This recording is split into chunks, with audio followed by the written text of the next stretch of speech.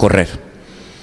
Hay momentos en los que a lo mejor no necesitamos ser sanados, pero hay una situación que tiene que ser cambiada. Puede ser una situación familiar, una relación con un hijo, con un padre, con la esposa, con el marido. Bueno, pues también vemos que el Señor Jesús, en uno de sus milagros, transformó el agua en vino. No significa de que el Señor hoy tiene que transformar nuestros grifos de agua en grifos de vino, pero sí nos da a entender la Escritura que Él puede transformar situaciones por muy difíciles que nos puedan parecer. Porque en aquel momento, en aquella boda, en Caná de Galilea, la situación era imposible de solucionar, sin embargo el Señor actuó de una forma tremenda, ¿no? Y lo que nadie podía hacer, el Señor lo hizo. Puede ser que a lo mejor no necesites que tu situación sea transformada o tu cuerpo pueda ser sanado, pero puede ser que a lo mejor necesites que el Señor provea tu necesidad material. Y he empezado el culto en esta tarde hablando de cómo el Señor ha suplido de una forma espectacular nuestras necesidades materiales. Amén, hermanos. No olviden nunca, recuerden ese testimonio que les acabo de comentar al principio del culto. Y es que vemos que el Señor Jesucristo no solamente sanaba enfermos y mudos y cojos y resucitaba muertos, sino que también vemos que en un momento puntual, cuando la gente tenía hambre, pues Él suplió no una, sino en varias ocasiones, el alimento material de la gente, proveyéndoles pan y proveyéndoles peces, ¿verdad? Luego vemos al Señor sanando todo tipo de dolencias y enfermedades, transformando situaciones que humanamente hablando era imposible que cambiaran, pero también vemos al Señor a veces libertando a gente que no estaba enferma físicamente hablando, no tenían un problema, digamos, material, de comida, de alimento, pero sí tenían un problema de tipo espiritual. Y vemos al Señor en muchas ocasiones libertando a los oprimidos por el diablo, personas que tenían serios problemas con demonios, y eran liberados de una forma espectacular. Tal vez el caso más notorio y más significativo, sin lugar a dudas, sea el del famoso endemoniado gadareno. Hubieron otros casos, ¿verdad? Pero el del endemoniado gadareno fue espectacular porque era un hombre enajenado, un hombre imposible de dominar, de controlar. Dice que vivía en los cementerios haciéndose daño, lo ataban con cadenas y las rompía. En fin, era un hombre realmente, era un salvaje, era una bestia, y el Señor lo liberó y llevó una vida totalmente normal, hasta el punto que le dice, no me sigas, no vengas conmigo, sino ve a los tuyos, ve a tu casa, ya que no me dejan ir a mí, y cuéntale a los tuyos cuán grandes cosas el Señor ha hecho contigo. Entonces yo quiero en esta tarde destacar la variedad en las acciones del Señor Jesucristo. Estaba leyendo hoy incluso en Mateo capítulo 17, del versículo 14 al 15, cómo el Señor sana a un chico que tenía problemas mentales que se manifestaban como si estuviera realmente poseído, ¿verdad? Su mente estaba mal, no era un problema de la piel, no era un problema de la vista, sino que la Biblia, la palabra que emplea es que era un lunático. Mateo capítulo 17, es un texto que creo que no te pasé al principio, pero bueno, te lo paso ahora si lo podemos leer. Y dice que en Mateo 17, 14, cuando llegaron al gentío, vino a él un hombre que se arrodilló delante de él diciendo, escucha, versículo 15, Señor, ten misericordia de mi hijo, que es lunático y padece muchísimo, porque muchas veces cae en el fuego y muchas veces en el agua. Vemos cómo el Señor lo liberó, y esa palabra lunático en la Biblia se emplea muchas veces como sinónimo de loco, como persona que está muy mal de la mente. Así que vemos al Señor que no solamente sanaba gente con problemas mentales, sino también con problemas espirituales, caso de los endemoniados, problemas en la piel, ¿verdad? Vemos que la lepra es un problema en la piel y el Señor sanaba leprosos. Vemos que a veces el Señor sanaba a personas que tenían problemas en los huesos. Dice que la mujer encorvada no se podía enderezar, tenía un problema en su columna terrible. Vemos que el Señor sanaba a personas con problemas en los ojos, en la vista, en las piernas, muchas veces cojos, paralíticos. Es decir, quiero enfatizar esto en esta tarde, para que te des cuenta de que en cualquier situación en la que tú te encuentres, problema físico, espiritual, económico, mental o de cualquier otra índole, tenemos un Dios tan poderoso, amén, que nos puede ayudar, porque lo mismo que hizo, lo puede volver a hacer, porque Él es el mismo ayer, hoy y por los siglos. ¿Cuántos dicen amén? Ahora, hay varios factores que a veces podemos vernos que son factores en nuestra contra, y uno de ellos es el factor tiempo. Y yo he escogido varias porciones para que ustedes se den cuenta que no importa el tiempo que hayas tenido ese sufrimiento, esa dolencia, esa dificultad, el problema del tiempo para el Señor no existe, no existe. De hecho, me llama la atención que muchas veces la Biblia dice y los evangelios registran el tiempo que la persona llevaba sufriendo ese problema. Vamos a ir, por ejemplo, al Evangelio según San Juan, capítulo 5, el famoso paralítico del estanque de Betesda.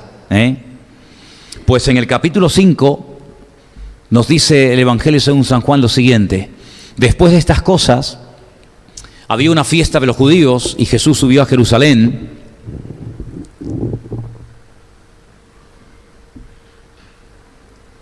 Nos quedamos en Jerusalén y vamos a ver lo que pasó con la visita del Señor en Jerusalén. Ahí estamos. Y dice que cerca de la puerta de las ovejas hay un estanque que en hebreo se llama Betesda, la casa de la misericordia, el cual tiene 5 pórticos. En estos yacía una multitud de enfermos, ciegos, cojos y paralíticos que esperaban el movimiento del agua. Versículo 4, porque un ángel descendía de tiempo en tiempo al estanque y agitaba el agua, y el primero que descendía al estanque después del movimiento del agua quedaba sano de cualquier enfermedad que tuviese. Y dice en el versículo 5, y había allí un hombre que hacía 38 años que estaba enfermo.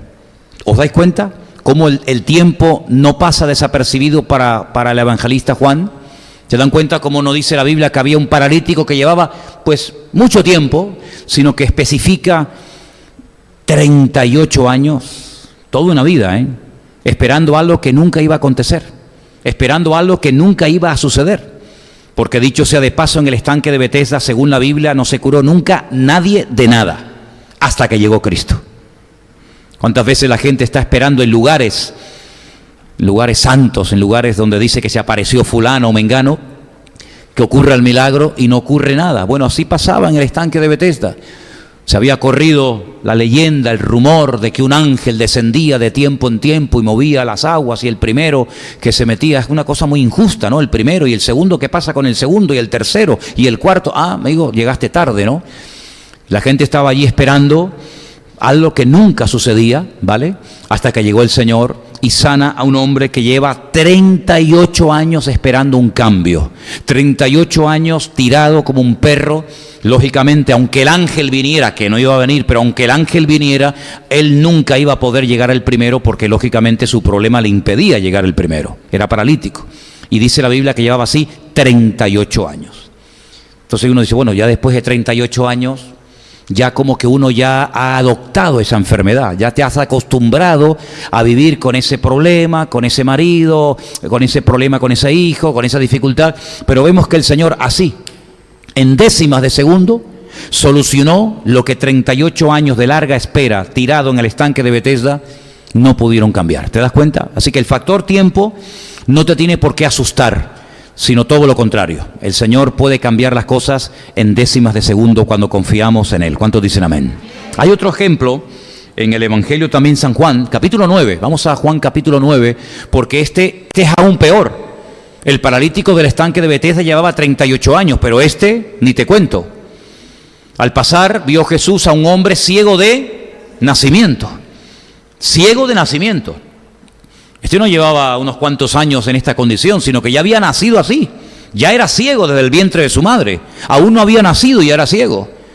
Nunca vio, no es como otros ciegos que dicen, Señor, yo lo que quiero es recobrar la vista. Personas que a lo mejor vieron un tiempo, pero que se quedaron ciegos, como fue el caso, por ejemplo, del patriarca Isaac. El patriarca Isaac vio perfectamente. La Biblia dice que vio de lejos a su futura esposa y se enamoró de ella, ¿no? Pero sin embargo, cuando es adulto, cuando es mayor, no puede ver. Y por eso Jacob entra y se hace pasar por su hijo Esaú. Todos conocemos la historia, ¿verdad? Este hombre nació ciego, nunca había visto el rostro de su padre, de su madre, ni siquiera sus manos, nunca había visto a un amigo, nunca había visto un monte, un pájaro, nada, era ciego de nacimiento. Sin embargo, el Señor llega y lo sana completamente en otro estanque, en el estanque de Siloé, que está en la otra punta de la ciudad de Jerusalén, estanque que hasta el día de hoy lógicamente se puede visitar. ¿Os dais cuenta? Factor tiempo, uno 38 años, otro desde el nacimiento. Hay otro caso en el Evangelio según San Lucas, capítulo 13, vamos a poner la lectura para que ustedes puedan escuchar el texto. Lucas capítulo 13, los versículos 10 y 11, dice que Jesús estaba enseñando en una sinagoga en el día de reposo, y había allí una mujer que desde hacía, ¿cuánto? 18 años tenía espíritu de enfermedad y andaba encorvada y de ninguna manera se podía enderezar. Yo creo que tanto Lucas como Juan como otros evangelistas anotan y apuntan y escriben los años que llevaban de martirio y de sufrimiento para que quede bien claro que aquello no era una dolencia pasajera, que aquello no era algo que le pasó por la mañana pero que a lo mejor por la tarde se iba, sino que eran personas que llevaban muchos años sufriendo. 18 años esta pobre mujer congregándose en una sinagoga y de ninguna manera se podía enderezar, y el que lo está contando es un médico, es Lucas. Dice que no hay forma de enderezar la vida de esta mujer. Un problema, no sé, de artrosis, yo no sé lo que fuera, pero lo que está bien claro es que eran 18 largos años. Y el Señor llegó, la llama, la saca, pone las manos sobre ella y le dice, mujer, quedas libre de tu enfermedad. Y al momento se enderezó. ¿Os dais cuenta? Ni el ciego de nacimiento, ni el paralítico de Betesda, 38 años tirado, ni la mujer de la sinagoga, 18 años encorvada, el factor tiempo se les volvió en su contra, sino que para el Señor el tiempo no existe, sino que Él llega y hace lo que la medicina no puede hacer jamás. Pero luego hay otro factor, que es tal vez el factor de la distancia. ¿Tendría algún problema el Señor en sanar, en obrar en una persona que no está presente delante de Él cuando tiene que recibir el milagro? Porque algunos pueden decir, bueno, veo que aunque haya sufrido muchos años, el Señor puede actuar en mi vida. Pero, ¿y el tema de la distancia? Vamos a ver algunos ejemplos de la Biblia. Juan, volvemos a Juan, capítulo 4, por favor. Juan, capítulo 4, del 46 en adelante, dice que había allí una mujer, Juan 4, 46. Ya la mujer la hemos dejado, ahora nos vamos a un hombre. Juan 4:46 dice que vino Jesús otra vez a Caná de Galilea, donde había convertido el agua en vino, y había en Capernaum, la palabra Capernaum es un nombre compuesto, Kefernaum, Cafer significa en hebreo pueblo, es el pueblo donde había nacido el profeta Nahum, en ese pueblo de Capernaum,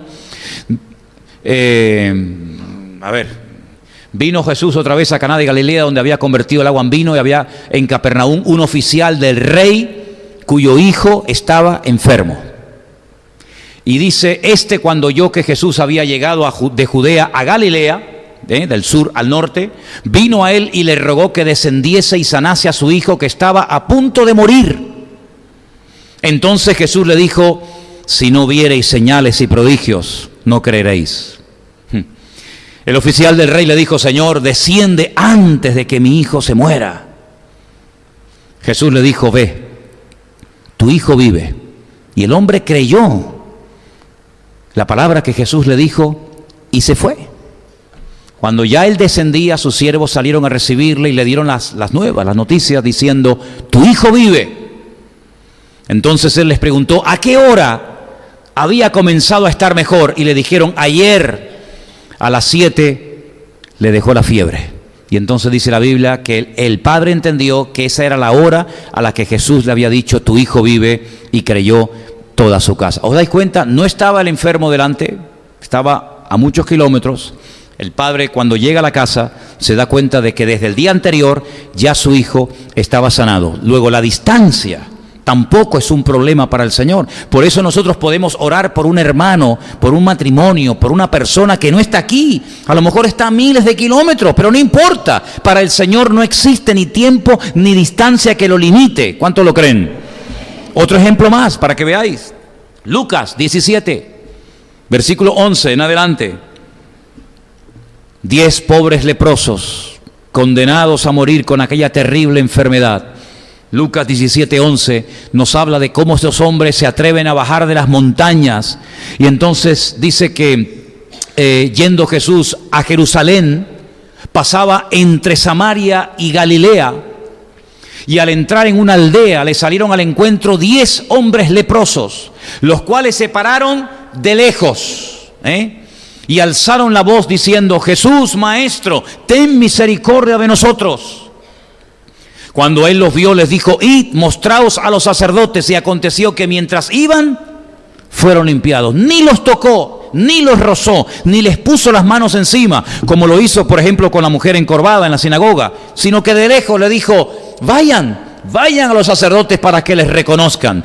Los sacerdotes eran los que reconocían cuando una persona tenía que dejar el pueblo, tenía que marcharse porque había contraído esta enfermedad contagiosa, y al mismo tiempo, en el supuesto e hipotético caso de que uno dijera que había sido sanado, tenía que volver a ser reconocido por el sacerdote, tenía que entrar en un largo periodo de cuarentena. No voy a explicar ahora todo lo que tenían que hacer porque es un largo proceso, y era el que volvía a admitir al leproso en la comunidad. Y en este caso, ellos, sin ser sanados, ya lo puedes quitar si quieres, por favor.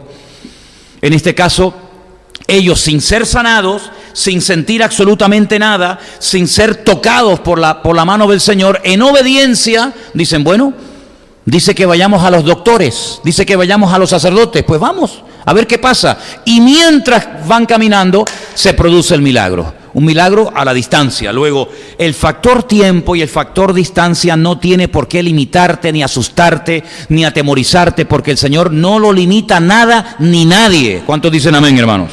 Por lo tanto, vemos que el Señor cambia vidas, sana enfermos. El Señor responde fácilmente al clamor de su pueblo. No importa lo desesperado que nos encontremos. Es más, yo me atrevería a decir que es en esa oración de angustia, en esa oración de urgencia, en ese clamor profundo, donde nos quebrantamos y clamamos al Señor, donde parece como que el Señor actúa más rápidamente, ¿no?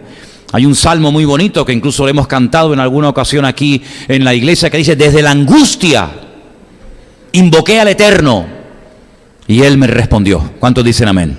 Por lo tanto, vemos que en la palabra de Dios no hay nada que limite al Señor. No hay nada que limite a Dios. Ahora, algunos pueden pensar: bueno, ni el tiempo, ni la distancia, pero ¿y la muerte? Porque yo he oído muchas veces, por lo menos antes se decía: para todo hay remedio en la vida, menos para la muerte. Eso lo decía mucho mi madre. Pues se equivocaba, porque también para la muerte hay solución. Porque la Biblia dice en una de las cartas que Pablo le escribe a una iglesia que estaba pasando un momento muy difícil debido a las persecuciones en la ciudad de Tesalónica, que nosotros no somos como los que no tienen esperanza, porque si creemos que el Señor murió y resucitó, así también traerá el Señor a los que durmieron en Él, ¿verdad? Y entonces dice que después resucitaremos y recibiremos al Señor en las nubes para estar por siempre, por la eternidad con Él, ¿no?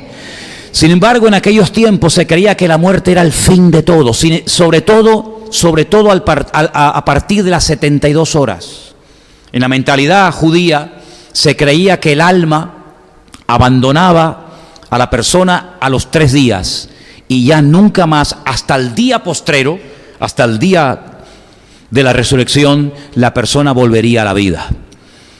Sin embargo, hay un pasaje en la Biblia, y sé que ya sabéis de lo que estoy hablando, se encuentra también en Juan capítulo 11. Un hombre que vivía en un pequeño pueblo llamado Betania, del cual probablemente hablemos el domingo. Y en Juan capítulo 11, del versículo 1 al 6, escuchen esta historia porque es muy interesante, porque es una resurrección más, pero con una diferencia muy significativa. Y es que las otras resurrecciones, los otros milagros de resurrección que ya había hecho el Señor, eran personas que habían muerto o en ese mismo día o prácticamente en ese mismo momento. Sin embargo, esta resurrección es diferente. Porque dice la Biblia que había uno que estaba enfermo, que se llamaba Lázaro, vivía en Betania, la aldea de María y de Marta, su hermana. Y María, cuyo hermano Lázaro estaba enfermo, aquí hay un dato muy interesante. Esa María, que era la hermana de Lázaro, fue la que ungió al Señor con perfume y le enjugó los pies con sus cabellos. Yo no sé cuántos recuerdan la historia, pero hay un momento en el que Jesús está en una casa y llega una mujer y con un vaso de alabastro de nardo puro, de aquello era un dineral, se lo derrama totalmente al Señor, y uno de sus discípulos hace el siguiente comentario: menudo desperdicio. Y ese comentario lo oyó el Señor. Porque lo haya hecho en voz alta o en voz baja, lo que decimos el Señor lo oye. ¿Y cómo se atreve Judas, uno de los discípulos de Cristo, a decir: por favor, te has pasado? Esto es un desperdicio. Esto se podía haber vendido aproximadamente, y ya saca las cuentas, alrededor de 300 denarios. Y se podía haber dado algo a los pobres. Y dice Juan, no es que tuviera mucha carga y mucha preocupación por los pobres, ¿no? Sino que como era ladrón, metía la mano en la bolsa y decía: me podía haber llevado yo un buen pellizco, ¿no?, con estos 300 denarios. Y el Señor dijo: no la molesten, déjenlo, porque esto lo ha hecho, con un acto de agradecimiento y de amor, y en todo lugar donde se predique el Evangelio se hablará de lo que esta mujer ha hecho. Y se cumplió al pie de la letra, porque hoy, 2000 y pico años después de este milagro, o de este acto, estamos hablando de esta mujer. Luego se cumplió literalmente, ¿verdad? Bueno, pues, para más Inri, esta mujer había demostrado una devoción y un amor por el Señor espectacular. Así que enviaron las hermanas, Marta y María, a decirle al Señor: Señor, he aquí que el que amas, como diciéndole: oye, si lo amas, no dice ven a ayudar a Lázaro, sino ven al que amas, está enfermo. Oyéndolo Jesús dijo: esta enfermedad no es para muerte, sino para la gloria de Dios. Vamos a pararnos un momento aquí, porque siempre relacionamos enfermedad con pecado, enfermedad con algo malo, pero aquí hay un matiz, aquí hay un dato muy importante. Jesús dijo: un momento, otras no, pero esta enfermedad es para la gloria de Dios. Luego hay enfermedades que son para la gloria de Dios. Bueno, ¿no lo veis ahí o qué? ¿Está más claro que el agua? Pues si con la enfermedad que el Señor ha permitido en mi vida o en la vida de cualquiera de nosotros puedo glorificar a Dios, bienvenida sea.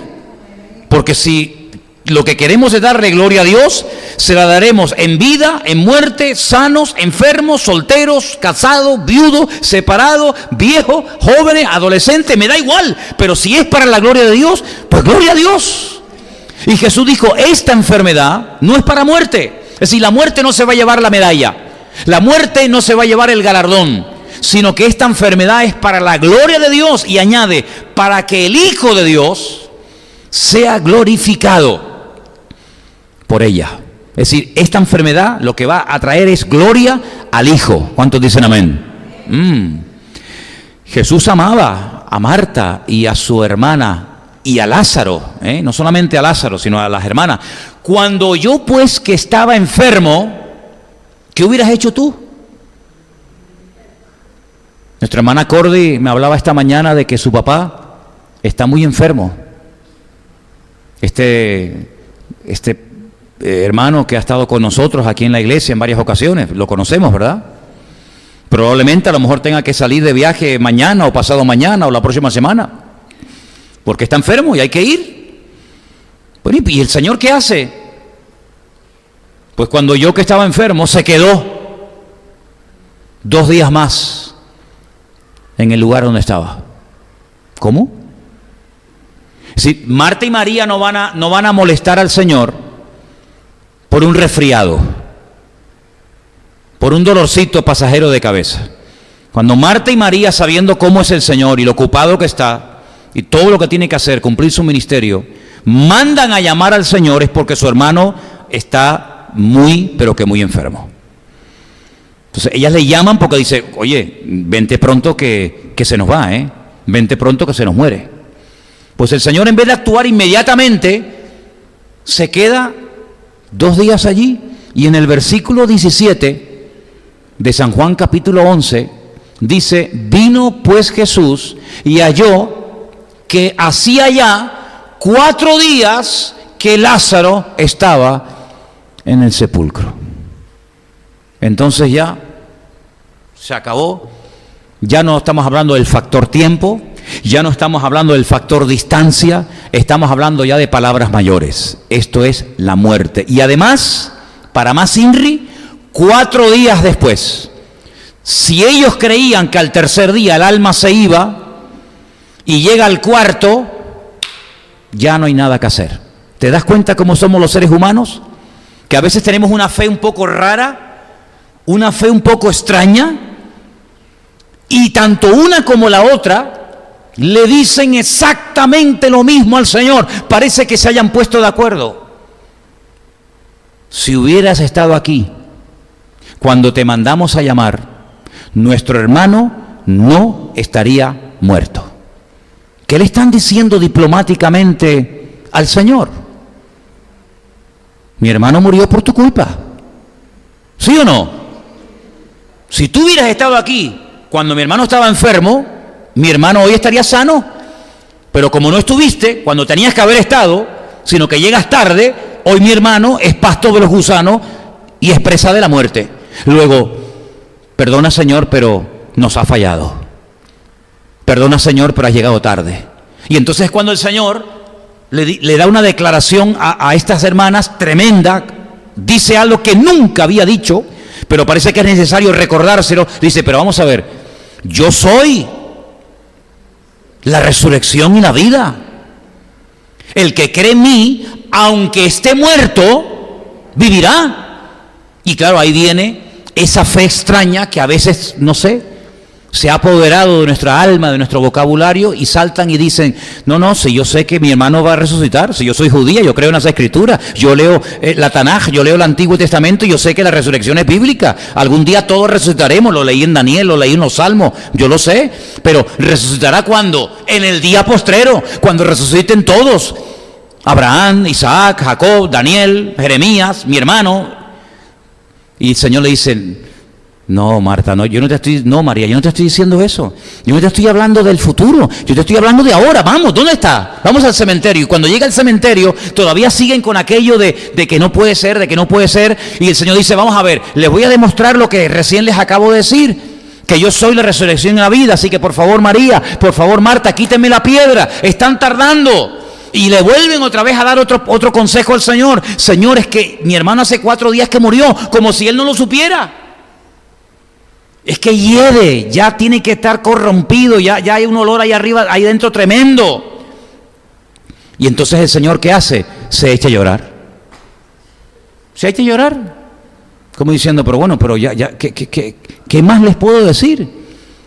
¿Qué más les puedo enseñar que no hayan oído? Y es entonces cuando el Señor tiene que hacer un milagro tremendo, que está por encima del tiempo, por encima de la distancia y por encima de la muerte, porque por ahí hay una declaración tremenda que Pablo la registra en una de sus cartas a los Corintios, donde le dice, ¿dónde está, oh muerte, tu aguijón? ¿Dónde, oh sepulcro, tu victoria? ¿Te das cuenta? Así que nuestra fe no se puede ver en ningún momento afectada por ese virus de decir, es que ya hace mucho tiempo, ya es muy difícil, ya hace mucho tiempo que se apartó de los caminos del Señor. Él iba de niño a la escuela dominical, ella venía a la iglesia, pero claro, ya lleva 20 años sin congregarse, ya sabe Dios, si le hablamos capaz que tiene una rebeldía dentro tremenda, y entonces le damos más credibilidad al factor tiempo que al poder de Dios, como si para el Señor el tiempo fuera un problema. ¿Te das cuenta? ¿Cuánto tiempo necesitó el Señor para crear el cielo y la tierra? ¿Cuánto? ¿Cuánto tiempo necesitó el Señor para crear una estrella? Dice, no, es que el universo tiene no sé cuántos millones de años. Bueno, para ustedes sí, porque ustedes necesitarían cientos de miles de millones de años para decir, esto ha salido con el factor tiempo, pero para el Señor dijo, sea la luz, y fue la luz, así al momento. ¿Qué te parece? La distancia tampoco es un problema para el Señor, no importa, hasta una persona que no necesitaba ningún milagro, ninguna transformación, lo ve y le dice, escuchen chicos, miren, fíjense en ese chico, fíjense en este muchacho. Este es un verdadero israelita. Y este hombre se le queda mirando y dice, pero si nosotros nunca nos hemos visto las caras, es la primera vez que nos encontramos. ¿Cómo sabía el Señor? Porque el Señor lo sabe todo. Dices que yo te vi cuando estabas debajo de la higuera. Uy, yo no sé lo que estaba haciendo debajo de la higuera, yo no sé lo que significa eso, yo te vi debajo de la higuera, pero lo que está bien claro es que a Natanael lo reventó y le dijo, Dios mío, Señor mío, y le dijo, no te sorprendas, porque a partir de ahora vas a ver cosas mayores, ¿te das cuenta? Por lo tanto, lo que tenemos que partir de la base es que cuando oramos, Dios oye. ¿Cuántos dicen amén? Por eso David le puso a uno de sus hijos, Eli Shama, que significa Dios oye. Pero bueno, está bien saber que Dios oye, amén, hermanos, está buenísimo. Yo que saber que cuando yo oro, cuando nosotros oramos, el Señor nos oye, eso es una bendición espectacular. Pero ¿y si no me responde? No, pero es que cuando Él te oye, es porque Él te va a responder, porque si no es que ni te oiría. No es que tú le cuentas algo al Señor, Él lo oye, pero dice, hazte el loco, ni caso. No. La promesa dice, esta es la confianza que tenemos en Él, que si Él nos oye, sabemos que tenemos las peticiones que le hayamos hecho. Él no te va a oír para no responderte. Puede ser que la respuesta no sea de tu agrado, como el otro día nuestro hermano Anderson nos compartía. Puede ser que la respuesta sea un no, pero no significa de que no te haya respondido, porque el no también es una respuesta, como el sí también lo es. Pero el silencio no es ninguna respuesta. Cuando Dios te oye es porque Dios te va a responder. Porque dice que esta es la confianza que tenemos que desarrollar y mantener en el Señor. Que si Él me oye, Él me responderá a la petición que le hayamos hecho conforme a su voluntad, evidentemente, ¿no? Por lo tanto, hermanos, cuando nos encontremos en cualquier situación, de la índole que sea, física, espiritual, mental o lo que sea, podemos tener la completa seguridad de que el Señor, cuando clamamos a Él, Él nos está escuchando. Y esa es la garantía de saber que el Señor va a responder a mi favor.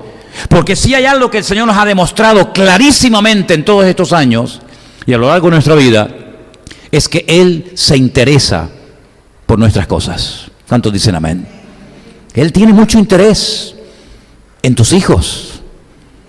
Si Él te los dio, si Él fue el que te los dio, ¿cómo no va a tener interés por Él, por ellos? Si no, no te los hubiera dado. Él tiene mucho interés en tu salud. Si el Señor cuando creó al hombre lo creó sano, no lo creó lleno de enfermedades y después se las fue quitando poco a poco. Lo creó sano. El Señor tiene mucho interés en tu estabilidad emocional, en tu equilibrio psicológico. ¿Cómo va a querer el Señor que seas un perturbado, que no duermes, pesadillas, cosas raras, se me va la memoria, ahora entiendo? No, el Señor te quiere tener en perfectas condiciones. Y dentro de la edad que cada uno pueda llegar a tener, dentro de esa edad, lo mejor posible, porque esa es la voluntad de Dios. No relacionemos edad con enfermedad, eso es mentira. ¿Qué pasa, que los jóvenes no se enferman? Parece que, no, es que es mayor, tiene que estar enfermo. ¿Quién dijo que un mayor tiene que estar enfermo? Porque en el hospital hay niños con 7, 8, 9 años que están enfermos y están muriendo de enfermedades que gente con 80 años no tiene. Luego no relacionemos cosas que la Biblia no las asocia, como decir, no, es que es rebelde porque es joven. ¿Y quién dijo que la rebeldía tiene que ser la característica principal de la vida de un joven? Cuando vemos en la Biblia jóvenes que no tenían de rebelde nada, Nada, sino al contrario, eran gente ejemplar, obediente. Mira David, mira José y tantos personajes. Por lo tanto, no hagamos asociaciones de cosas que no tienen ningún fundamento bíblico. Mira, la Biblia dice, y todo vuestro ser, espíritu, alma y cuerpo, que esté guardado irreprensible para la aparición de nuestro Señor Jesucristo. Por lo tanto, tenemos que pedirle al Señor cada día que nos sane, que nos perdone, que nos limpie, que nos mantenga bien, que nos mantenga fuertes, que nos mantenga equilibrados, porque esa es la voluntad del Señor. ¿Cuántos dicen amén? Y luego hay enfermedades raras en la Biblia, no todos son ciegos y mudos y paralíticos. Luego hay enfermedades raras. Por ejemplo, hay uno en la Biblia que la Biblia dice que era un hidrópico. ¿Habéis leído ese pasaje? Dice que era un hidrópico. Eso está en la Biblia suya también, ¿o no? ¿Y qué es la hidropesia? La hidropesia es una retención exagerada de líquidos en los tejidos del cuerpo. Ponga internet ahí, ponga hidropesia y va a haber gente que tiene las piernas, el estómago, los brazos, los dedos, la cara, una inflamación fuera de lo normal, y no es por gordura, es por retención de líquidos.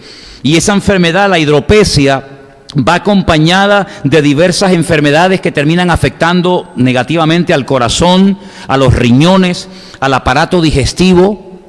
Y uno dice, ¿y esas enfermedades tan raras de retención de líquido, de una persona totalmente hinchada, eso existía en los tiempos de la Biblia? No, claro, mijo. Dice que el Señor un día tuvo que sanar a una persona que era un hidrópico.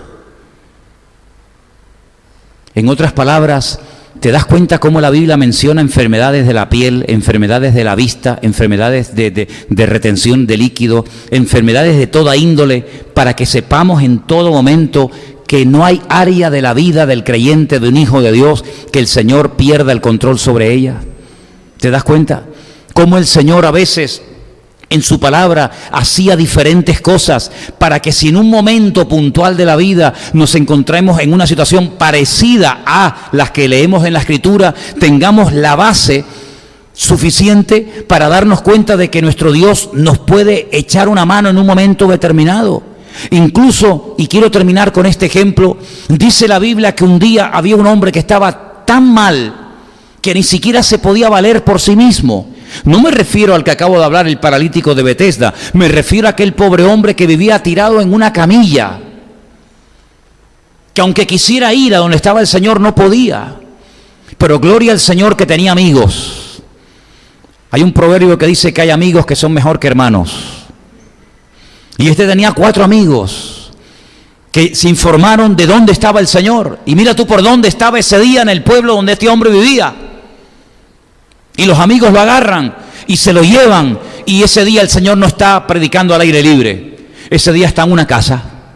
Y claro, se ha corrido la voz y la casa se ha llenado hasta arriba de gente, de tal manera que ya no cabe ni un alfiler, como se suele decir. Pero en aquellos tiempos las casas no eran de hormigón, ¿no? Sino que eran como de paja, de hoja de palmera, eran muy sencillas. Y entonces dice que en vez de desanimarse, en vez de derrumbarse por los obstáculos aparentes, estos 4 hombres con el paralítico, fíjate tú que no se les caiga el paralítico, ¿no? Qué cuidado, qué equilibrio. Tuvieron que subir arriba, romper un poquito el techo con todo lo que caería abajo, y el Señor, en vez de molestarse, en vez de enfadarse, decir, oye, estén quietitos, por favor, que me está entrando tierra en los ojos. Se queda callado, descuelgan al paralítico y el Señor lo sana por dentro y lo sana por fuera, porque dice, cuando vio la fe de ellos. ¿Ese ellos incluye al paralítico? ¿Esa fe es la de los 4 amigos que tenían fe para que su amigo enfermo pudiera ser sanado? ¿Por qué no? ¿Cuántas veces hemos orado por gente que no tiene fe? ¿Se puede orar por gente que no tiene fe? Sí. Seguramente que cuando oraron por nosotros en algún momento de la vida, nos enteraremos en la otra vida, seguramente no era cuando estábamos en lo mejor y cuando estábamos, a lo mejor, sabe Dios, revolcándonos en el mundo, pero alguien tuvo la fe de que si oraba por esa mujer, por ese joven, por ese niño, por ese matrimonio, Dios podía cambiarlos y hacer una obra, y hoy estamos aquí. Entonces yo no sé si cuando dice, cuando vio la fe de ellos, incluye a los 5, a los 4 sanos y al enfermo, o incluye solamente a los 4, no lo sé. Pero sea como sea, cuando el Señor vio la fe, no se pudo quedar callado, sino que actuó a favor del que tenía la necesidad, en este caso del enfermo, y dice que salió caminando por su propio pie. Es decir, que no hay ningún tipo de limitación para el Señor. Cuando hay un mínimo de esfuerzo y de interés y buscamos al Señor de noche, de día, en la cárcel, en un barco, como sea, el Señor es galardonador de los que le buscan. ¿Cuántos dicen amén? Amén. Den un aplauso al Señor. Gloria a Dios. Gloria a Dios. Qué bueno. Amén. Amén. Pues hermanos, no sé cuál es su necesidad, pero sea cual sea, creo que ha quedado bien clara que el Señor es un Dios amplio, poderoso, y que Él tiene todo el poder y toda la autoridad para sanar, para liberar, para bendecir, para prosperar, para restaurar, para lo que sea, porque el ministerio de Cristo era y es tan amplio que nadie se queda excluido. Nadie dice, ¿y yo? ¿Y yo? Nadie se tiene por qué sentir excluido, porque en el reino de Dios hay lugar para todos. Ponte de pie en esta tarde conmigo. Vamos a orar. Vamos a pedirle al Señor que actúe. Lo ha hecho en esta semana de una forma impresionante. Por eso comencé el culto dándoles ese tremendo testimonio que trae paz, ¿sí o no? Trae paz, oye, trae tranquilidad. El irte a la cama diciendo, gloria a Dios, ¿no? ¿Verdad? Trae la gloria al Señor. Pues deja que tu problema, deja que tu necesidad, el Señor la utilice para que Él te pueda demostrar que tiene mucho más poder. Una vez dijo alguien, no le hables tanto a Dios de lo grande que es tu problema, sino háblale más bien a tu problema de lo grande que es tu Dios, ¿no? Alguien dijo eso, ¿no? Pues cierra sus ojos ahí donde esté y háblele a su necesidad, háblele a su problema. Y dígale, mi Dios es grande, mi Dios es todopoderoso, mi Dios es el Dios de la plata y del oro, mi Señor es el médico del alma, el médico de mi cuerpo, de mi mente, de todo mi ser. El Señor es mi pastor y nada me faltará. Si me hace falta luz, Señor, tú eres mi luz y mi salvación. Si no sé qué camino escoger, Jesús dice, yo soy el camino. Si tienes necesidad material, Señor dice, yo soy el pan de vida. Te das cuenta que no hay salida, no hay lugar de donde huir de Dios. Él lo controla, Él lo sabe todo. Lo material, lo físico, lo espiritual, lo psicológico, no importa lo que sea. Dios es grande, Dios es poderoso. Y no vamos a dejar que ni el tiempo ni la distancia, no vamos a dejar que ningún factor ajeno a la fe se me interponga en tu relación con el Señor, sino que en el nombre de Jesús tomamos autoridad y declaramos que mayor es el que está conmigo que el que viene contra mí.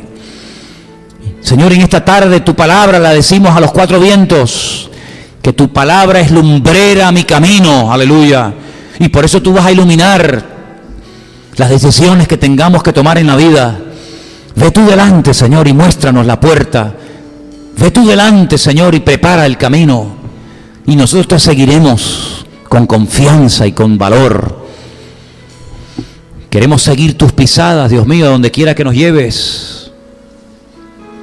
Y te doy gracias porque tú eres amplio y eres maravilloso, no hay nada que te limite. Y en esta tarde, Señor, toma cada necesidad aquí representada, de la índole que sea.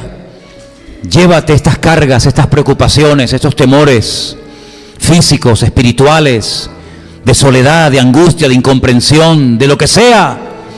Tiene que marcharse en el nombre de Jesús, porque el Señor ha prometido estar con nosotros todos los días del año, de nuestra vida. Él estará conmigo. Tu vara, tu cayado me infunden aliento. Gracias, Señor, porque unge mi cabeza con aceite. Gracias, Dios mío, porque puedo alzar mis ojos y mirarte y verte a ti en medio de los temores y las tormentas de la vida.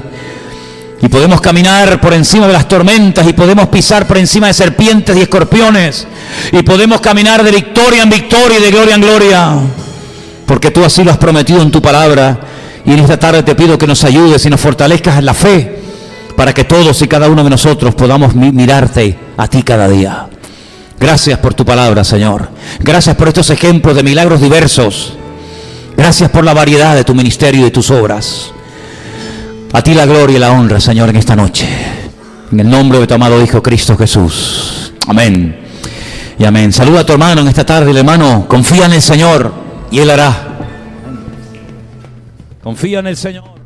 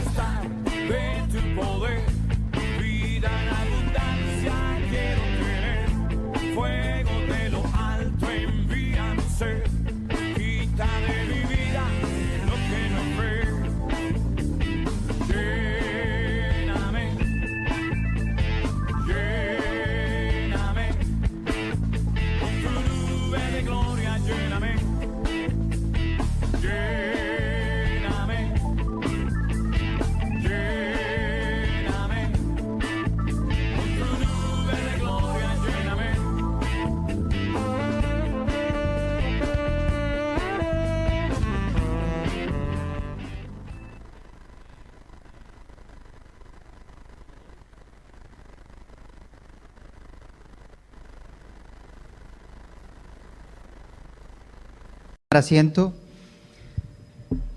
Antes de ir a la palabra, me gustaría dar algunos anuncios.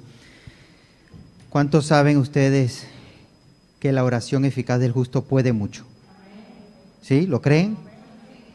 Muy bien.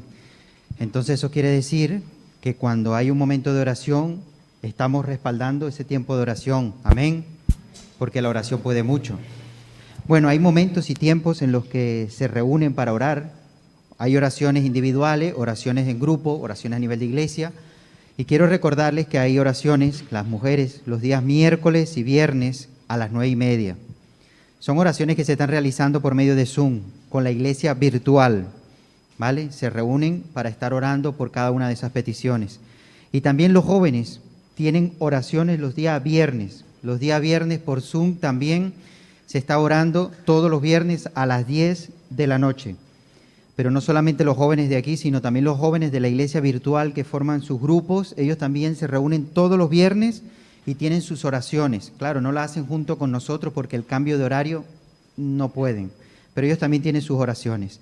Y creo que estamos viviendo tiempos cuando más debemos orar. ¿Crees así? ¿Lo crees? Dice que el amor de muchos se enfriarán. Y será poca la oración en esos tiempos. Eso quiere decir que tenemos que ser más fieles y estar orando. Y a veces dice, hermanos, ¿cuándo es que se reúnen para orar? ¿Cuándo? Muy bien saber el día en que se ora, pero también hay algo personal. Y es que tú también estés elevando una oración al Padre íntimamente. Amén. Bueno, no sé si el pastor está ya por ahí preparado. Él se sentó y dijo, bueno, va a predicar, ya lo dejo aquí. Gracias. Sí, lo hago. Ok, gracias. Aleluya. Muy bien. Vamos a orar un momentito, por favor. Cerremos nuestros ojos. Vamos a poner la palabra de Dios en las manos del Señor.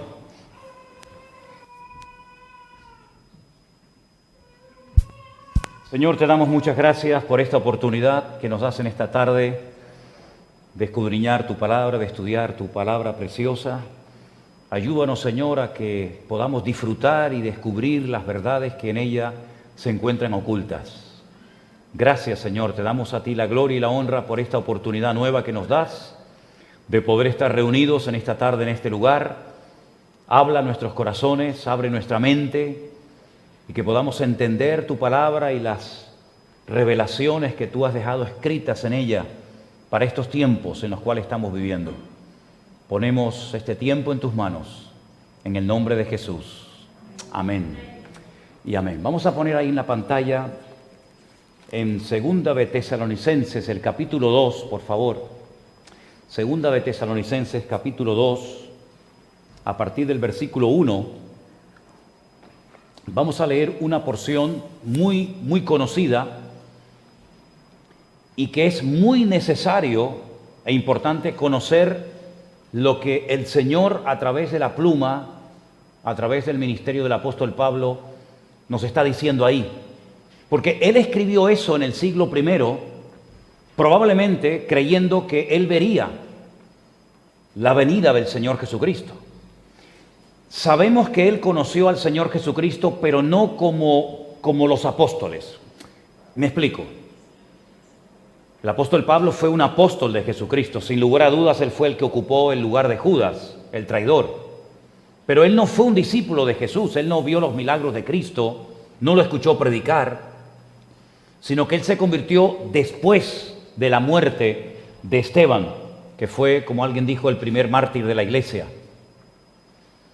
Y él recibió una serie de revelaciones que si él no las hubiera escrito, nadie las escribió.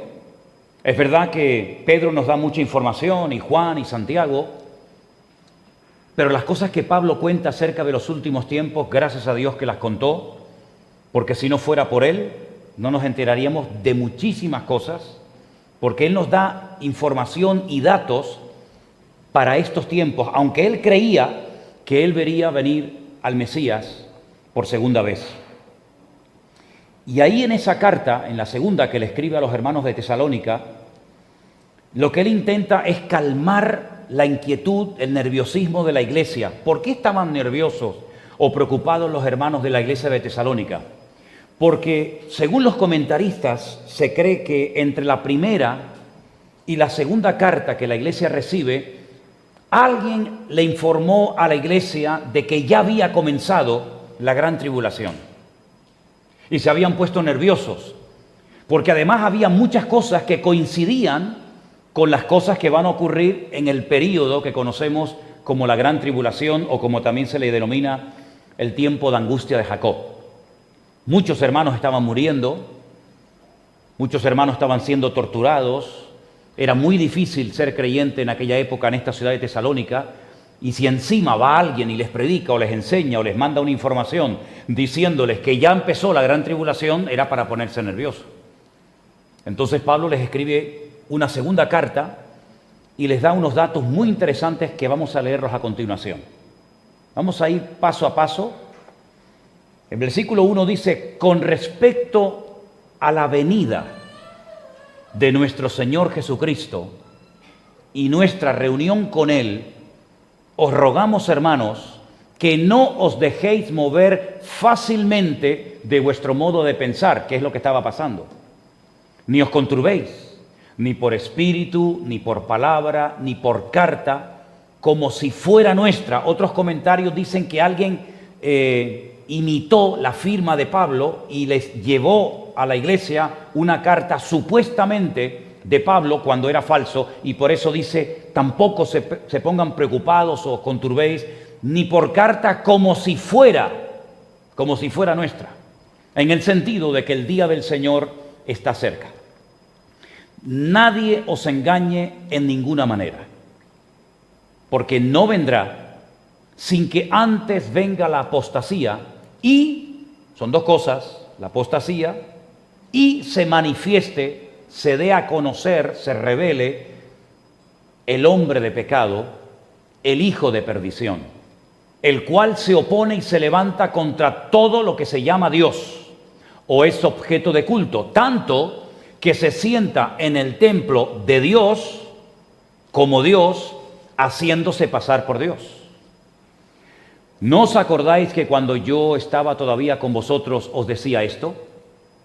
Ahora vosotros sabéis lo que lo detiene, a fin de que a su debido tiempo se manifieste. Porque ya está en acción el misterio de la iniquidad, solo que hay quien al presente lo detiene, hasta que él a su vez sea quitado de medio. Y entonces se manifestará aquel inicuo a quien el Señor matará con el espíritu de su boca y destruirá con el resplandor de su venida. Inicuo cuyo advenimiento es por obra de Satanás, con gran poder y señales y prodigios mentirosos, y con todo engaño de iniquidad para los que se pierden, por cuanto no recibieron el amor de la verdad para ser salvos. Por esto Dios les envía un poder engañoso para que crean a la mentira. ¿Quieren mentira? Ahí tienen mentira. A fin de que sean condenados todos los que no creyeron a la verdad, sino que se complacieron en la injusticia. Y creo que ese es el último versículo, ¿no? Sí, ok. Si nosotros tuviéramos en nuestras Biblias solamente lo que llamamos el Antiguo Testamento y lo estudiáramos en profundidad, llegaríamos a la conclusión de que los profetas del Antiguo Testamento hablaban, profetizaban, escribían acerca de un Mesías que recibe muchos nombres, muchos adjetivos en el Antiguo Testamento y que vendría una vez a morir y una segunda vez a reinar. La separación, la distancia entre la primera venida y la segunda venida de Cristo nadie la sabe. Lo que sí se sabía con exactitud, y Daniel era uno de ellos, era cuándo iba a venir por primera vez el Mesías. La profecía más completa, la más amplia, la más profunda, una profecía que es muy interesante estudiarla, que ya la hemos estudiado en varias ocasiones aquí en la iglesia, que es las famosas 70 semanas del profeta Daniel, en Daniel capítulo 9, él recibe la fecha exacta de la venida del Mesías, en su primera venida. El Señor le dice a Daniel, sabe pues y entiende. Sabe pues y entiende. Tienes que saberlo, tienes que entender, no solamente recibir la información, sino tienes que saber la información y saber lo que significa. Que desde la salida de la orden para restaurar Jerusalén hasta el Mesías príncipe, fíjense los datos que le está dando el Señor a Daniel, desde hasta. ¿Cuándo empieza la cuenta regresiva? En el momento en el que logren salir del cautiverio en Babilonia.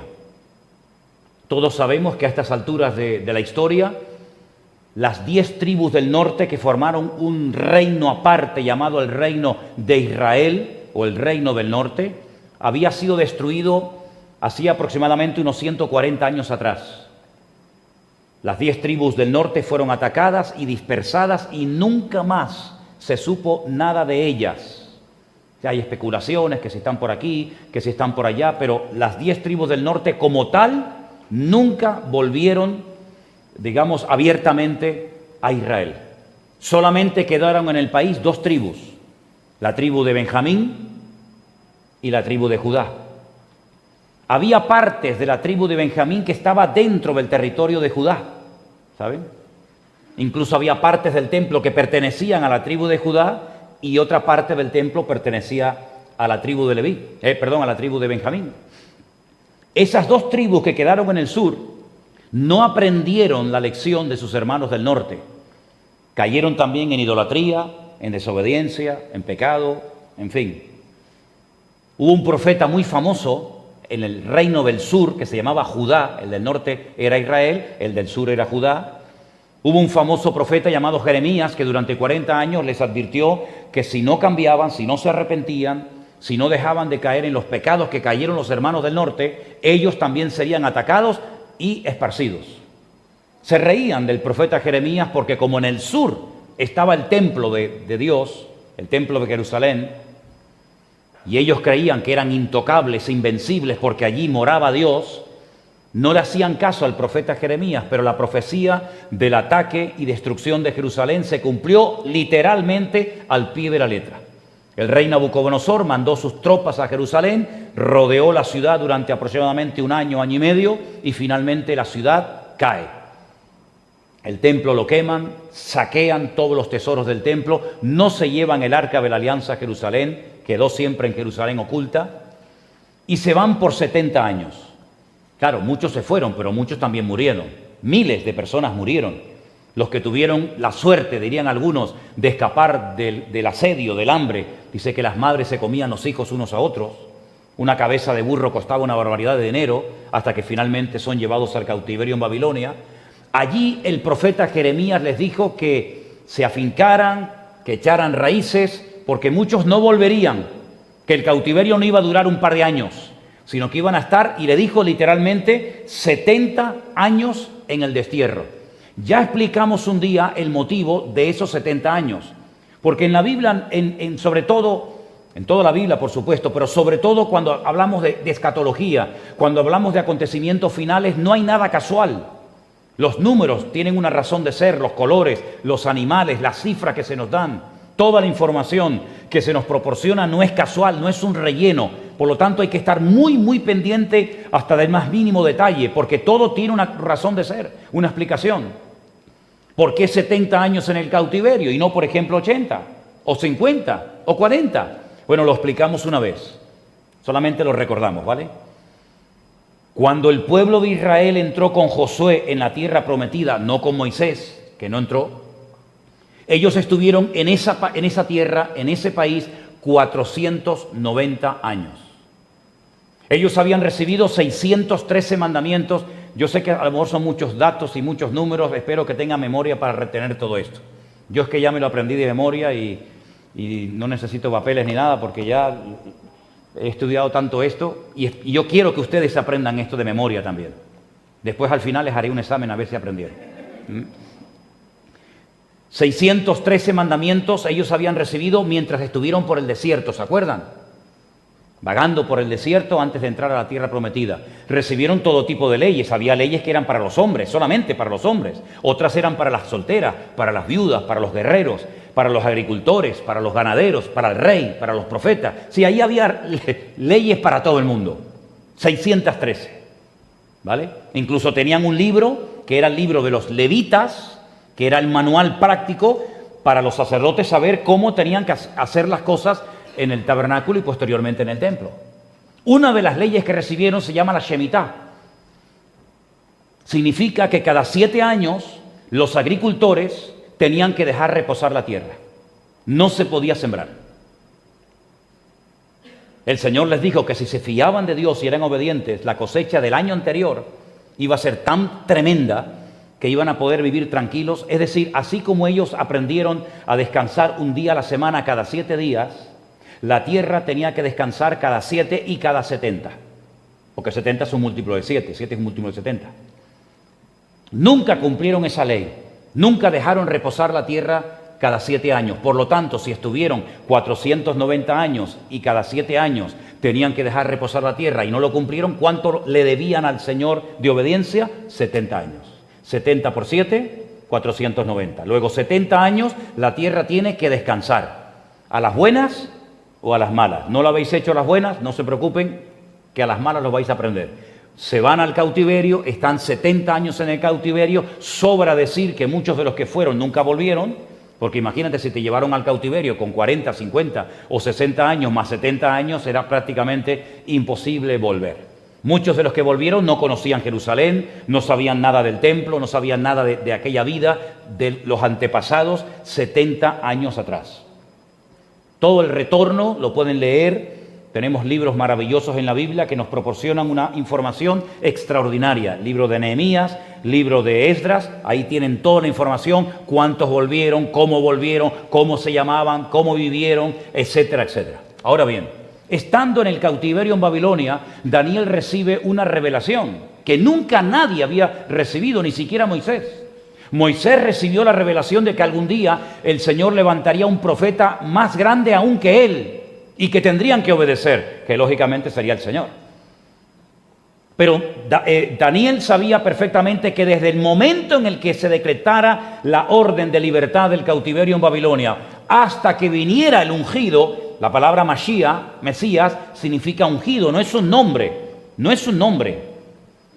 es un adjetivo que define, ¿verdad? Que habla de las características de una persona. Ungido, Mashiach, hace referencia también al aceite, pero en el caso del Señor Jesucristo no fue ungido con aceite, sino fue ungido con el Espíritu Santo. Dice, el Espíritu de Dios está sobre mí y me ha ungido directamente el Espíritu de Dios y ahí dice para lo que lo ungió el Padre, ¿verdad? 70 semanas. Son semanas de años, no son semanas de días. En el calendario bíblico, y ahora acaba de comenzar hace unos días, un año nuevo, por eso es muy importante que si ustedes están interesados en conocer lo que va a pasar en los últimos tiempos, no utilicen el calendario gregoriano, como se llama nuestro calendario, porque aparte de que fue un calendario inventado, es un calendario que no tiene nada que ver con la Biblia, y aparte es un calendario hasta que tiene errores, ¿verdad? Por lo tanto, lo que tenemos que hacer es saber cómo se mueve Dios, qué calendario, qué agenda, en qué tiempo se mueve Dios, para saber, permítame la expresión, por dónde van los tiros. Y en la Biblia, en el libro de Levítico, se nos dice que habría semanas de días, que todos sabemos en qué consisten, 7 días, una semana, pero también la Biblia nos dice que el Señor inventó, por decirlo de alguna manera, un sistema de contabilizar el tiempo que consistía en semanas de años. Es decir, cada 7 años se consideraba que había pasado una semana, pero no una semana de días, sino una semana de años, ¿vale? Y el Señor le dice a Daniel 70 semanas, luego si son 70 semanas de años, 7 por 7, 70 por 7, 490. Te voy a decir lo que va a pasar en los próximos 400, no en los próximos, sino yo te voy a decir lo que va a ocurrir en un bloque de tiempo de 490 años. ¿Qué es lo que ocurrió con estos 490 años? Que desde que salieron del cautiverio en Babilonia, con Zorobabel, con Esdras, con Nehemías, hasta que entró triunfalmente montado en un pollino de asno el Señor Jesucristo, ¿cuánto tiempo pasó? Si desde la salida de la orden hasta el Mesías príncipe se nos contaba el tiempo, uno saca el cómputo, lo puede sacar en días, en semanas, en años, como tú quieras. 483 años, exactos, matemáticos, desde que salen del cautiverio hasta que Cristo entra triunfalmente y se pone a llorar y le dice: Jerusalén, Jerusalén, que matas a los profetas y apedreas a los que yo te envío. Si tú supieras lo que significa para ti esta hora, este momento, esta manifestación, ¿verdad? Pero no lo entendieron. 483 años, pero acabo de decir que eran 490. ¿Cuántos faltan? 7. Desde que Cristo ascendió hasta nosotros han pasado más de 7 años, ¿verdad? Luego esos 7 años que faltan no siguen contándose después de la entrada triunfal de Cristo, porque si no ya habrían pasado. Si no ya no tendría sentido la profecía de Daniel. Separó el tiempo, por decirlo de alguna manera, y estamos en un período que se conoce generalmente como el período de la gracia, donde todo el mundo se puede convertir, donde todo el mundo puede aceptar a Cristo, pero no siempre será así. Y llegará un momento en el que esos 7 años que faltan, esa semana de 7 años, se va a cumplir. Y cada vez estamos más cerca de esos últimos tiempos. ¿Y qué es lo que va a pasar en esos 7 años? Todo lo que dice el libro del Apocalipsis. El libro del Apocalipsis se cumple en 7 años. Es decir, llevamos 2000 años esperando que se cumpla. Y después resulta que en 7 años se cumple todo el libro del Apocalipsis, o gran parte del Apocalipsis, que fundamentalmente los juicios que van a ocurrir en ese periodo de la gran tribulación están divididos en 21.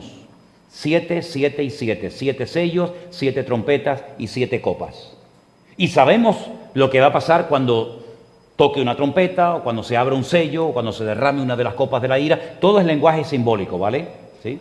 Ahí hay caballos que cambian de colores, ahí hay ángeles que vuelan por el cielo, etcétera, etcétera. Ahora bien, Pablo está hablando aquí, ponme otra vez el texto, de que antes de que venga el Señor Jesucristo, por deducción, por sentido común, no puede estar refiriéndose a la primera venida. Con respecto a la venida de nuestro Señor Jesucristo, ¿pero qué venida? La primera no, ya había ocurrido. Ya el Señor había muerto, había resucitado, había ascendido, por lo tanto Él no se está refiriendo a la epifanía, es decir, a la primera venida de Cristo, sino a la parausía, que es la palabra que aparece en el texto griego para la palabra venida. Es otra palabra diferente. ¿Para qué? Para que sepamos diferenciar. En español es la misma. La primera venida de Cristo, la palabra es venida, la segunda venida es la misma palabra, pero en griego son 2 palabras diferentes, para que sepamos a qué venida se está refiriendo el autor o el pasaje bíblico. En ese pasaje bíblico, Pablo está hablando de la parousia, que es la segunda, nunca la primera, la segunda venida de nuestro Señor Jesucristo. Y él te da unos datos, y él te dice, con respecto a la segunda venida de nuestro Señor Jesucristo y nuestra reunión con Él, os rogamos, hermanos, sigue, que no os dejéis mover fácilmente de vuestro modo de pensar. Claro, siempre y cuando tengas una forma de pensar. Porque si les dice, no se dejen mover de vuestro modo de pensar, luego ya los tesalonicenses habían recibido una información de Pablo, su padre espiritual, el que había sido el pastor de la iglesia, para que Pablo les diga, no os conturbéis, no se pongan nerviosos, aunque reciban cartas aparentemente mías, porque ustedes saben que el día del Señor está cerca. Ahora, esa expresión, esa frase que aparece tanto en la Biblia, el día del Señor, a veces es sinónimo de su segunda venida, a veces es sinónimo de la ira que Él va a derramar durante el período de 7 años de la gran tribulación. Es decir, uno tiene que saber exactamente a lo que se está refiriendo, porque a veces cuando incluso habla del día del Señor, también se refiere al día sábado. Pero no siempre la expresión el día del Señor se refiere al Shabbat, sino que a veces se refiere a su segunda venida. Y otras veces se refiere al día en el que Él va a derramar su ira en estas naciones que hoy en día conocemos. Por lo tanto, uno tiene que leer el contexto para saber a qué se está refiriendo el autor cuando menciona la frase el día del Señor. Que me llama la atención que en algunos versículos del Nuevo Testamento, a veces día del Señor aparece en mayúscula. Y aquí ahora, por ejemplo, si lo veis, aparece en minúscula. Pero fíjense el orden que Pablo enseña ahora aquí, versículo 3. Nadie os engañe en ninguna manera, porque no vendrá, y aquí tenemos que pararnos, ¿quién no vendrá? ¿Qué es lo que no pasará? ¿De qué estamos hablando en el versículo 1? ¿De qué estamos hablando en el versículo 2? De la venida. ¿De quién? Del Señor. ¿Vale? Pues hay que seguir como los eslabones de una cadena. El versículo 1 nos da una información que tengo que retener para enterarme de lo que dice el versículo 2, y con el 1 y con el 2 me sirven para entender el 3, y así sucesivamente. Con respecto a la venida del Señor, no vendrá sin que antes venga la apostasía. Vamos a poner la definición, una de las definiciones que nos da el diccionario sobre lo que es la palabra apostasía. ¿Lo podéis ver ahí? ¿Los que están lejos lo veis? ¿Sí? Renuncia que hace una persona de sus creencias religiosas o políticas y abandono de su religión o del partido político al que pertenecía. Es decir, que si alguien era de un partido político y mañana se cambia y se va a otro partido, ha apostatado. Es un apóstata. Ay, pero eso es una palabra que aparece en la Biblia. Sí, pero es una palabra de múltiples aplicaciones. Es una palabra que se puede aplicar a una persona que deja un partido y se va a otro, pero también de una persona que tenía una serie de creencias y ya las abandona porque reconoce que son falsas y entiende que hay otras verdaderas, o a lo mejor eran verdaderas y las abandona por cualquier otro motivo. En cierto sentido, todos los que fuisteis católicos practicantes, para la Iglesia Católica, nosotros somos apóstatas. Herejes nos llamaban en otro tiempo de la historia, ¿os acordáis? ¿Por qué? Porque apostatamos, porque abandonamos a la Iglesia Católica y Apostólica. Pero no porque dejamos la verdad para agarrar una mentira, sino porque Cristo, que es el camino, la verdad y la vida, nos convenció, su Espíritu Santo nos abrió los ojos y nos dimos cuenta de que el camino en el que estábamos no era el correcto, sino que el camino no es una religión ni una iglesia en particular, sino que el camino se llama Jesucristo. Pero dice la Biblia que en los últimos tiempos algunos van a apostatar de la verdad. Quiero llevarles, por favor, conmigo a una de las cartas que el apóstol Pablo le escribió a Timoteo. Saben que hace poquito yo estaba reflexionando sobre las cartas que Pablo le escribió a Timoteo, y en una de ellas, en una de las cartas que el apóstol Pablo le escribe al joven pastor Timoteo, En el capítulo 4, primera de Timoteo capítulo 4, luego volvemos a esta cita que estábamos leyendo ahora, leemos lo siguiente, primera de Timoteo 4:1. Pero el Espíritu, amigo, esto lo dice el Espíritu Santo, lo dice el Señor, dice claramente que en los postreros tiempos, ¿esos tiempos cuáles son? ¿Habrán llegado ya? Porque si los postreros tiempos, los últimos días, si interpretamos literalmente la palabra, los últimos días, pues se referirán a nosotros hoy en día, ¿sí o no? Porque no eran los tiempos de Pablo, porque ya esos tiempos pasaron. No fue en la época de la Edad Media o, por ejemplo, en la Segunda Guerra Mundial. Ahora estamos en los últimos días. No sabemos cuántos siglos o milenios faltan todavía, que yo creo que ninguno. Pero estamos en los postreros días, estamos en los tiempos finales. Y dice el Espíritu claramente que en los postreros tiempos algunos, gloria a Dios que no dice todos, algunos apostatarán de la fe. Ya hemos leído la definición de la palabra apostasía. Uno que abandona sus principios morales, espirituales, religiosos, políticos, de la índole que sea. Algunos apostatarán ¿de qué? De la fe. Y cuando se refiere a la fe, ¿a qué se está refiriendo la Biblia? A la fe auténtica, a la fe en el Señor, a la fe genuina, no una fe falsa, no una fe equivocada, sino a la verdadera fe. Algunos apostatarán, abandonarán la fe verdadera, escuchando a espíritus engañadores y a doctrinas de demonios. ¿Saben la cantidad de gente que nos escribe todavía a estas alturas diciéndonos los sueños, las pesadillas, los demonios que les hablan, que les asustan, que les cuentan cosas raras y extrañas durante la noche sobre todo? Es una de las señales de los últimos tiempos, la actividad demoníaca, cómo los demonios van a estar tratando de hacer todo lo posible por volver a arrastrar al error a mucha gente que en un principio se había interesado o que había comenzado a conocer y a caminar en los caminos del Señor. Lo dice claramente el Espíritu Santo, que algunos apostatarán de la fe escuchando a espíritus engañadores y a doctrinas de demonios, por la hipocresía de mentirosos que, teniendo cauterizada la conciencia, prohibirán casarse. Perdonen, ¿quiénes son los que han prohibido casarse? Porque los musulmanes nunca le han prohibido el matrimonio a nadie, ni los budistas tampoco. Ni en el mundo protestante se le ha prohibido a nadie casarse. ¿A quién se les prohíbe casarse si quieren servir a Dios? Bueno, ustedes respondan. Pues esto se escribió hace 2000 años. Y Pablo dijo que en los postreros días, una de las doctrinas de demonios sería atentar contra lo más sagrado que hay, que es la familia.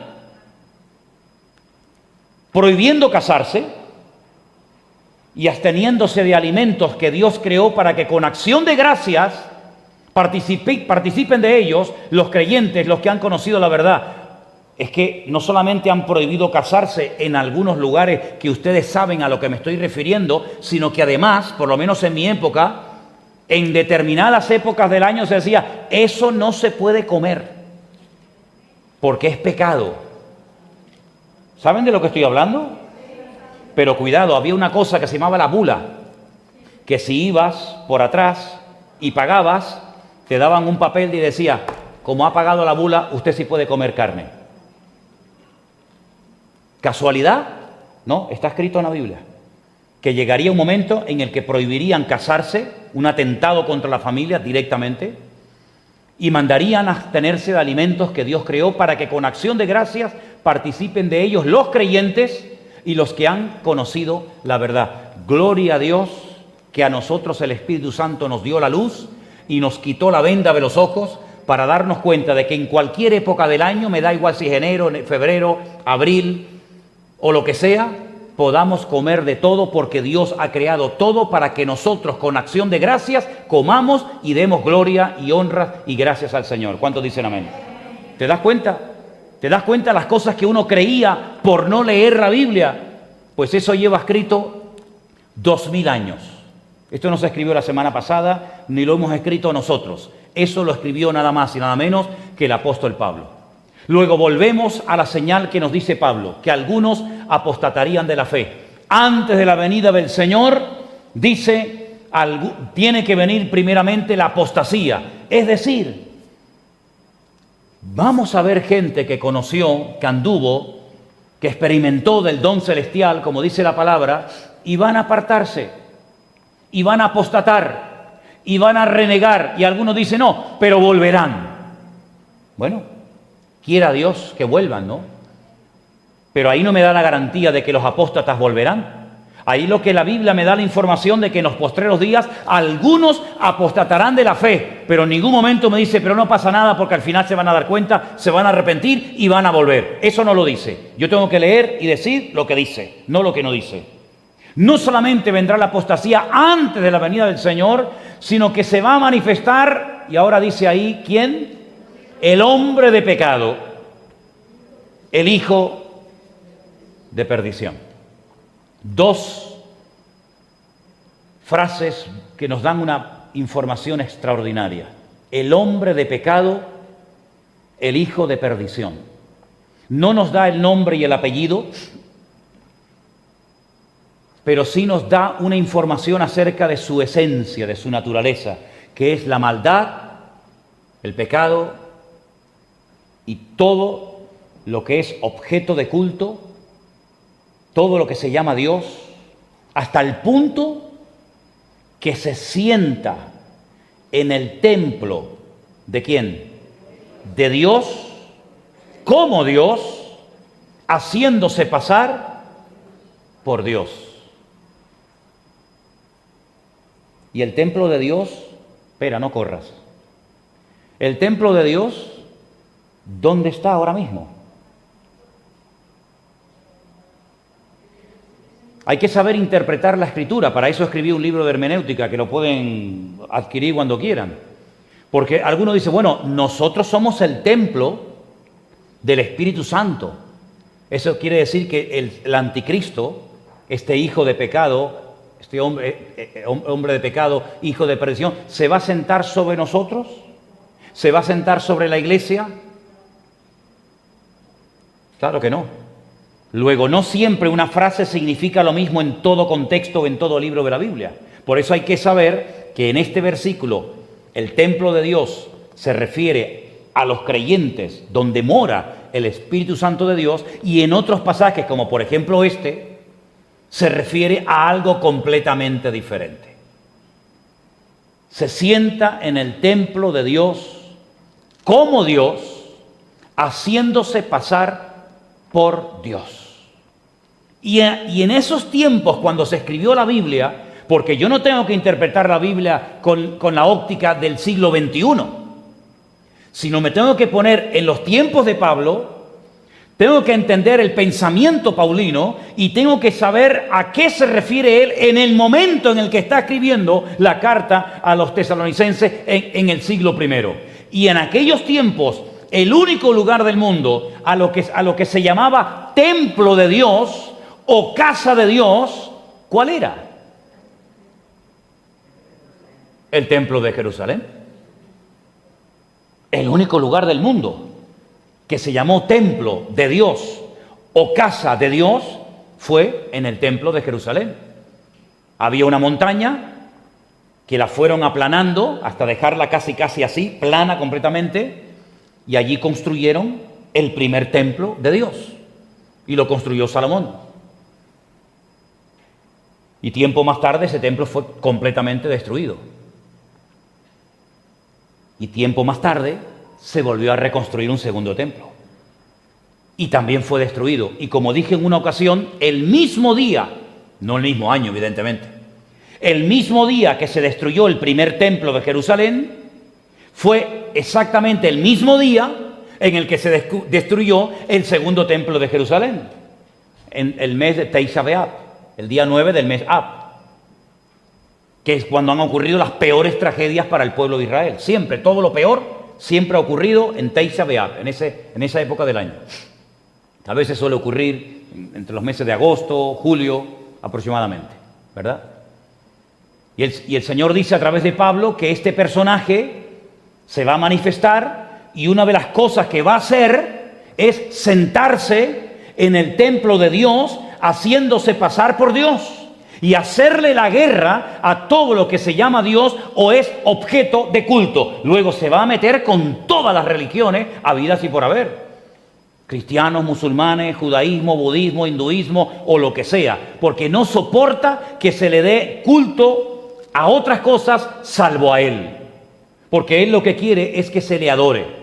Luego el anticristo, y este término, el anticristo, solamente lo utiliza Juan en sus cartas.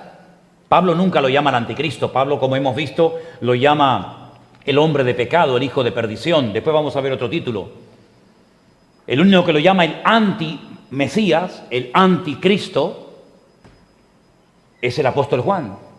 Y una de las características, una de las cosas que van a suceder con este personaje, con una influencia política mundial, con una influencia en lo religioso mundial y con una influencia en lo económico mundial, son los tres pilares en los que él se va a apoyar: la política, la economía y lo religioso. Esos son los tres pilares sobre los que este personaje construye su gobierno, el famoso nuevo orden mundial, que no es ciencia ficción, que ya lo prediqué hace 5 años en un mensaje que lo titulé El Nuevo Orden Mundial, que ha recibido millones de visitas para sorpresa de todos nosotros. Y ese nuevo orden mundial, la Biblia lo profetiza. Pero no solamente habla del anticristo, sino de las naciones, tanto europeas como asiáticas y africanas, que van a apoyar a este líder mundial. Lo que se pretende es tener un control de la población mundial. ¿Y cómo se puede controlar hoy por hoy?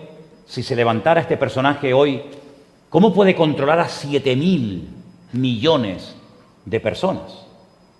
Porque la Biblia dice que una vez había un pastor que empezó a contar las ovejas y no se dio cuenta de que le faltaba una hasta que llegó la noche, que era cuando se guardaban las ovejas en el redil y cuando se les contaba.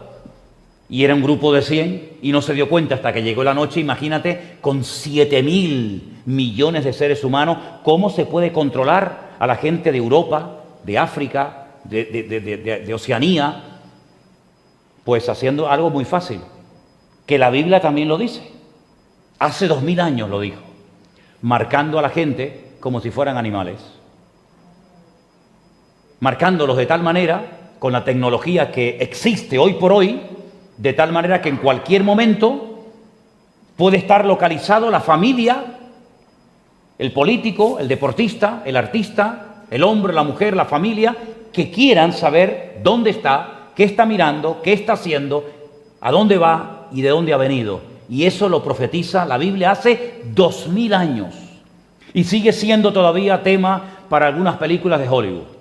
Cuando hace 2000 años, en la isla de Patmos, Juan, el anciano, recibió la revelación de que este personaje, llamado, como también lo vamos a ver ahora, el inicuo, el hijo de pecado, o el hombre de pecado, el hijo de perdición, el anticristo, se le va a ocurrir la genial idea de poner en marcha en todas las naciones de la tierra un sistema de control que controle la economía, que controle las entradas, las salidas, todo del ser humano, de tal manera que en cualquier momento se sepa dónde está fulano, dónde está mengano, con un microchip que se puede poner hoy en día sin ningún problema.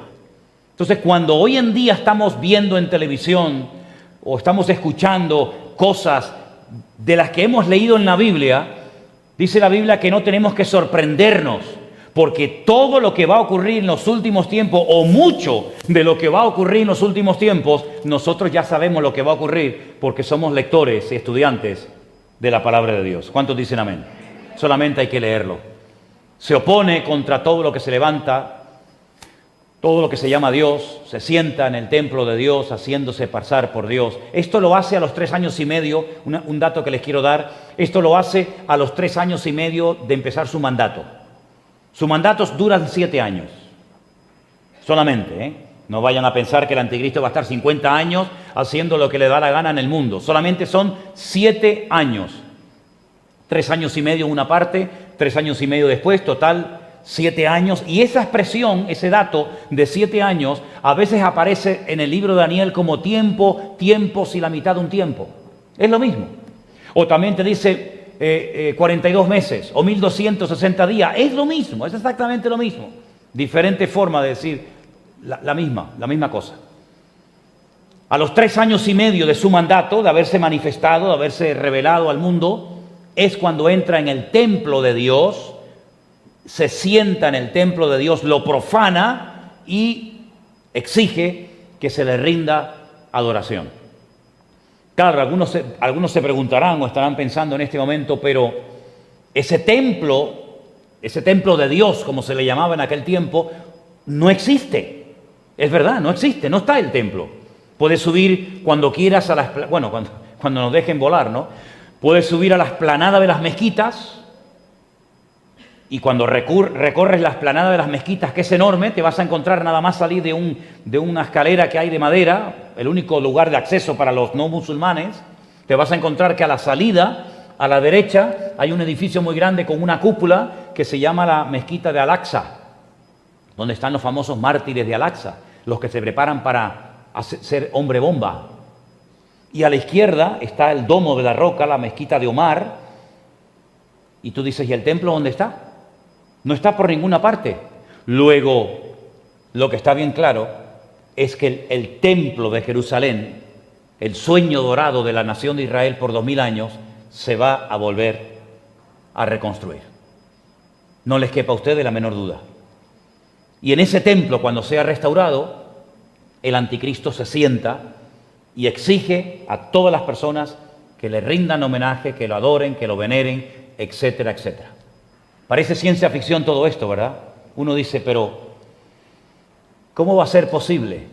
Le pregunté una vez a un rabino judío en Jerusalén, ¿cómo se va a poder construir un templo enorme, inmenso, si primeramente se tienen que ir de ahí arriba los musulmanes y en el mismo lugar donde están las mezquitas se tiene que volver a reconstruir un templo? Es prácticamente, humanamente hablando, imposible. ¿Saben lo que me dijo? ¿Quieren saberlo? Vengan el jueves que viene y se lo digo. Me dijo, hace 70 años este país no existía. No existía Israel como pueblo. En un día, como decía la Biblia, este país se levantó y aquí estamos. Hemos venido de más de 300 naciones del mundo. Algo impensable, que en un día existiera un país. Miren, por ejemplo, los kurdos. Los kurdos llevan siglos peleando y pidiéndole al mundo un trozo de tierra y no lo tienen. Israel, que no tenía tierra, después de todo lo que ha pasado a lo largo de la historia, en un día se levanta y ahí está un pueblo con su nación, con su nombre, con su himno, con su bandera, con su religión y con sus costumbres. Dice, si eso pasó milagrosamente hace tan solo 70 años, ahora que ya estamos en casa, ahora que ya estamos aquí, lo de levantar un templo, eso para Dios no es ningún problema. Y le dije, pues tienes razón. Así como el Señor levantó un país, así el Señor puede levantar ese templo en cualquier momento. Por lo tanto, no tengamos ningún problema, que para Dios la palabra problema no existe. ¿Cuántos dicen amén? Versículo 5. ¿No os acordáis que cuando yo todavía estaba con vosotros os decía esto? ¿Saben cuánto tiempo? Una vez lo dije, no sé quién se acordará. ¿Saben cuánto tiempo Pablo estuvo en esta iglesia ministrando? 3 semanas. 2 años estuvo en Éfeso. 1 año y medio aproximadamente en Corinto. En Tesalónica estuvo 3 semanas, 21 días. Y dice, ¿no os acordáis que cuando yo estaba con vosotros, recién convertidos, yo os hablaba de estas cosas? Madre mía, pero si hay creyentes que cuando escuchan mensajes o estudios como el que estoy dando esta tarde, te dicen, hermano, yo llevo 30 años convertido y yo en mi vida he escuchado lo que estoy escuchando ahora. Y esta gente llevaba 3 semanas convertido y Pablo ya les hablaba del anticristo, Qué nivelazo, ¿eh? Qué nivel tenía aquella gente, increíble, ¿no? Versículo 6, ahora vosotros sabéis lo que lo detiene, a fin de que a su debido tiempo se manifieste. Si hay algo en el mundo espiritual que está impidiendo que este hombre de carne y hueso, con padre y con madre, con pasaporte, que no es un demonio que sale del infierno, no es una mezcla de un demonio con una mujer y nace un no sé qué, sino este hombre literal de carne y hueso, no se puede todavía manifestar porque hay algo que lo frena, algo que lo detiene. Dice, a fin de que a su debido tiempo, ¿y quién es el que establece el tiempo? ¿Quién es el que dice, todavía no, espera, mañana? ¿Quién es el que establece los tiempos? ¿Quién es el que acota? ¿Quién es el que dice, hasta aquí llegaste o hasta aquí puedes llegar? ¿Quién es el que ordena los tiempos? Nuestro Dios. Nuestro Dios. Si fuera por Él, si fuera por Satanás, ya lo habría presentado en la escena mundial. Sin embargo, dice que a su debido tiempo se va a manifestar, ¿sí? Se va a dar a conocer. Como dice la Biblia de la venida de Cristo, dice, cuando vino el cumplimiento del tiempo. Cuando se dieron todos los datos y todas las características y las condiciones imprescindibles para la venida del Mesías, en ese momento nació el Señor. Mira, sus padres no vivían allí donde tenía que nacer, vivían en otro sitio. Pero Augusto César, un pagano, que no era un cristiano ni era judío, un pagano da un edicto, promulga un edicto que todo el mundo tiene que ir al lugar donde había nacido para ser empadronado. Qué casualidad, ¿no? Justo en ese tiempo. Podía haber hecho ese edicto un año después, un año antes, justo en el momento en el que estaba a punto de parir María y tiene que viajar con esa barrigota, ¿verdad?, por todo el país, hasta que llega a un pueblecito que se llama la Casa del Pan, Betlehem, Belén de Judea. Y justo estando en Belén de Judea, le entran los dolores de parto y nace el Mesías. Podía haber nacido por el camino, podía haber nacido en otro lugar, pero no podía nacer en otro lugar, porque el profeta Miqueas había profetizado 800 y pico de años antes del nacimiento de Cristo, que cuando naciera el Mesías no podía nacer en cualquier lugar de Israel, sino que tenía que nacer en Belén de Judea. Pero si viven en el norte, ¿para qué se va a pegar un viaje una mujer a punto de dar a luz de la punta de un país a Belén de Judea? ¿Para qué? No lo va a hacer nunca en la vida, pero si te obligan a hacerlo, si la autoridad competente te obliga a ir a ese lugar, tienes que ir sí o sí, te guste o no. Y esa circunstancia, ese líder político, Dios lo utilizó para mover a ese matrimonio, para que María fuera a dar a luz. ¿A dónde? A Belén de Judea. ¿Qué te parece?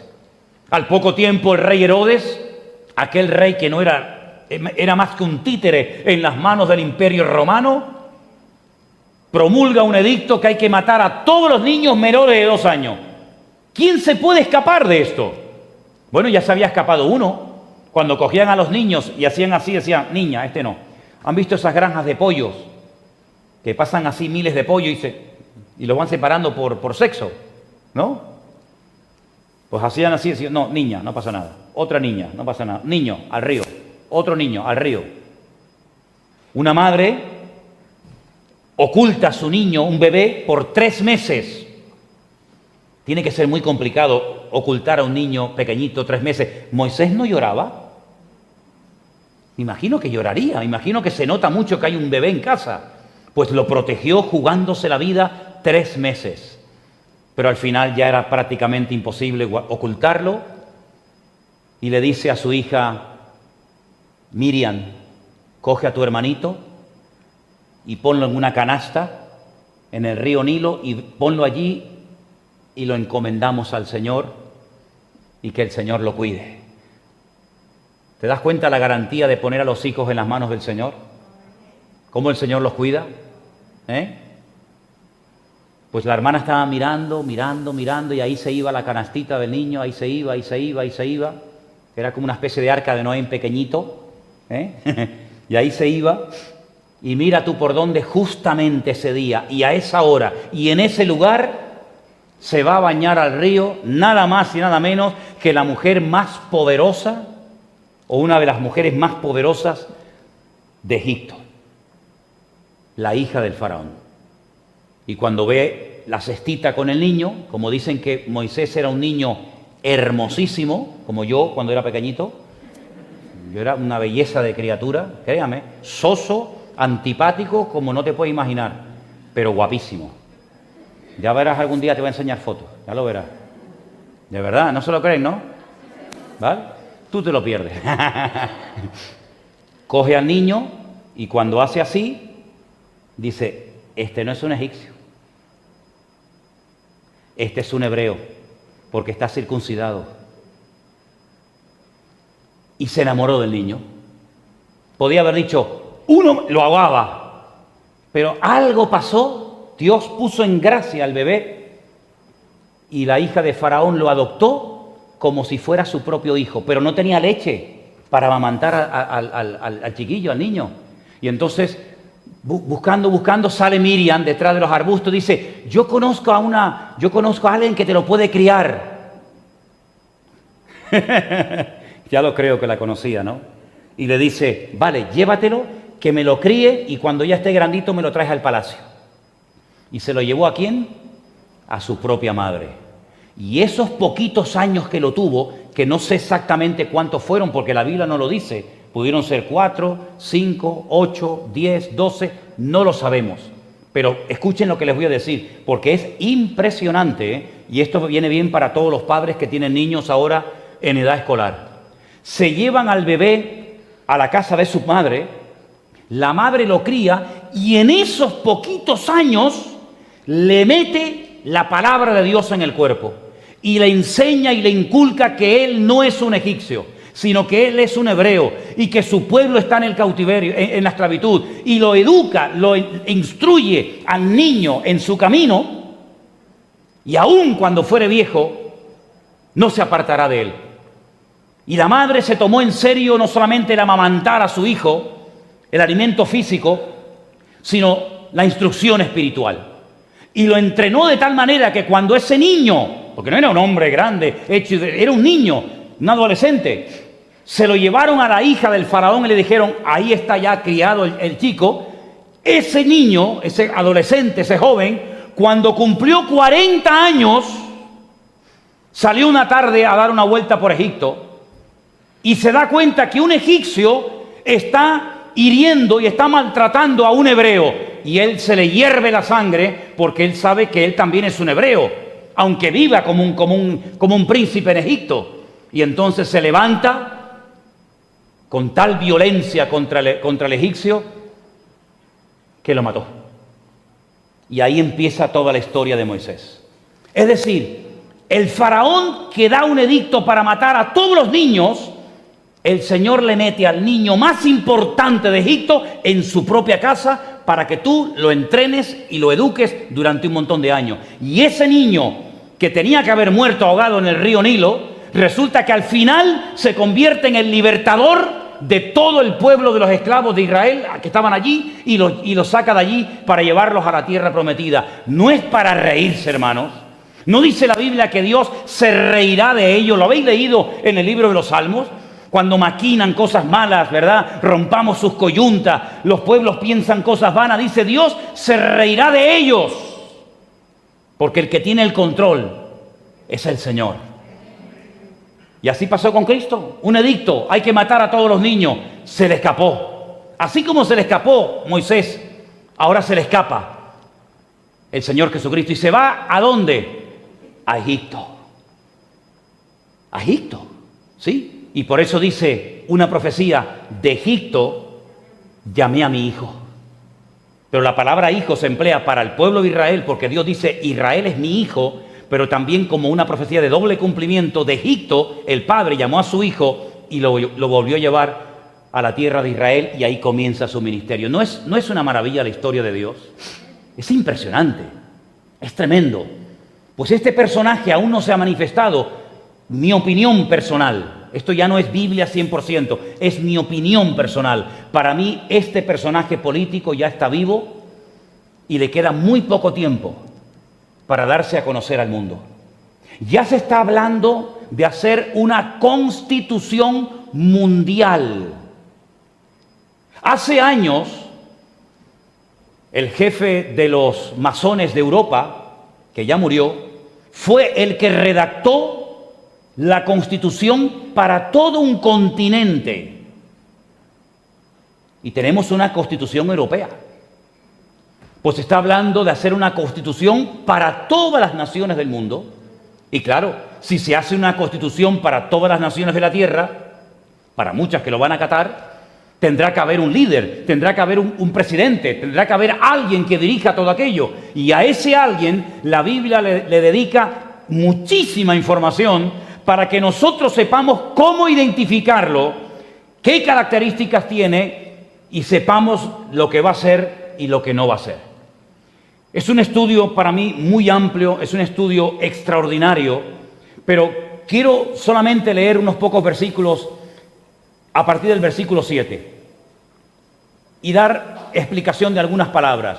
Dice, ya está en acción el misterio de la iniquidad. Si ya la iniquidad ya está desde el siglo I funcionando y va más, hasta el día de hoy. Solo que hay quien al presente lo detiene hasta que él a su vez se ha quitado de en medio. Sigue. Entonces, cuando eso que lo detiene se ha quitado de en medio, se manifestará aquel inicuo. La palabra inicuo significa malvado, injusto. Es decir, así como Cristo fue la personificación del amor y de la verdad y de la misericordia, el anticristo es la personificación de la maldad. Toda la maldad de todos los líderes políticos a lo largo de la historia es como si se la hubieran acumulado a él. El ser más perverso, el ser más malo, más pecador de toda la historia será este personaje, el inicuo, el injusto, el malvado, a quien el Señor matará con el espíritu de su boca y destruirá con el resplandor de su venida. Cuyo inicuo, cuyo advenimiento, la palabra advenimiento significa aparición, llegada, manifestación, es por obra de Satanás. Es decir, Satanás está detrás de este personaje. Bueno, pero tendrá que pertenecer a un partido político, sí, seguro. Y tendrá que tener unas siglas. Y tendrá que pertenecer a una filosofía política, de izquierda, de derecha, o sabe Dios de qué. Sí, pero detrás de esas siglas, detrás de ese partido, este personaje tiene el aval y tiene el respaldo, nada más y nada menos, que de Satanás. Con gran poder, señales y prodigios mentirosos. Luego, tenemos que tener un discernimiento espiritual tremendo, porque este personaje, con un carisma alucinante, des en cuenta que es la última oportunidad que le queda al diablo, la última, ya no tiene más. Lo intentó con este, con el otro, Esta es la última oportunidad que le queda al diablo para decir, venga, ahora o nunca. Por eso lo apoya, lo respalda, lo avala y le permite hacer señales, prodigios, milagros, que es lo que a muchos les gusta, pero ojo, no son milagros que hace Dios, son milagros que los hace por la unción satánica, diabólica, que le respalda. No queda nada, Increíble. Y con todo engaño de iniquidad para los que se pierden, por cuanto no recibieron el amor de la verdad para ser salvos. Es decir, ¿quieres creer en la mentira? Esto es lo que hace Dios. Te lo voy a explicar así de fácil. ¿Quieres la mentira? ¿Rechazas la verdad? ¿Te recreas en tu soberbia y en tu orgullo y en tu maldad y en tu pecado? Pues toma, ahí lo tienes. Ahí lo tienes. ¿Quieres ser engañado? ¿Quieres seguir amando y agarrándote a la mentira? Pues toma el más mentiroso de la historia para ti solo. Por eso dice que para los que se pierden, para ellos será como un premio, para ellos será como un regalo. ¿Por qué? Porque por fin tenemos al que queríamos. Nos hace milagros cuando estamos enfermos. Hace prodigios y maravillas como ningún político en la historia de la humanidad lo ha hecho. Es carismático. Tiene de todo habido y por haber. Y la gente le va a seguir y le va a terminar adorando. Y todo eso está profetizado en la palabra de Dios.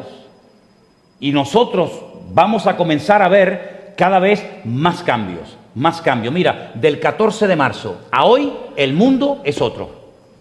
Cuando nosotros empezamos el 2020, nos encontramos con un mundo los primeros meses completamente diferente al mundo que estamos viviendo en este momento.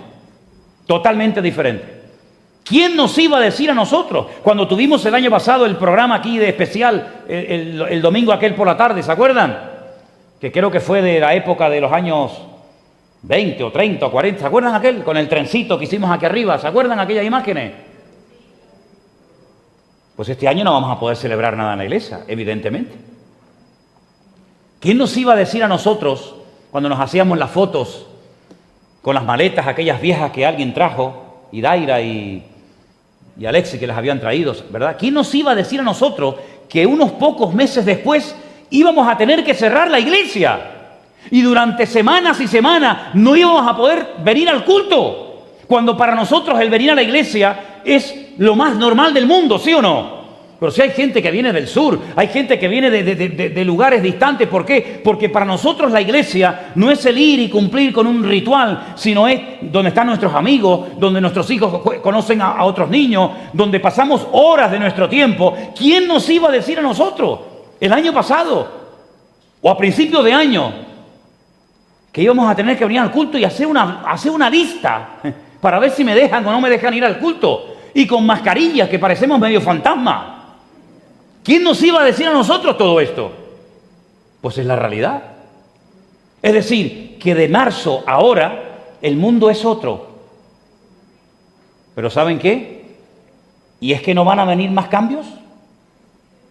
¿Es que ya ahora en diciembre ya todo se arregla? Ayer decía un experto, claro, yo no sé si son los expertos que dice que el gobierno tiene, o no sé qué experto es, pero dijo que esto no va a volver a lo que era antes hasta finales de 2022. ¿Qué les parece? Yo no sé si va a volver a la normalidad o no, pero yo lo único que sé es que según nuestra Biblia, las cosas se van a ir dando cada vez más rápidas, porque lo que ha ocurrido en estos pocos meses no había ocurrido nunca en toda la historia de la humanidad. Es decir, antes se tardaba 1000 años en conseguir algo, y hoy por hoy, en una semana, en un día, cambia el mundo radicalmente.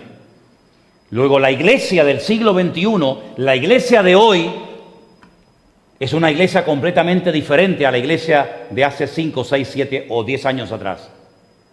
Los cultos, el ambiente, los cultos de jóvenes, los campamentos, todo ha cambiado radicalmente.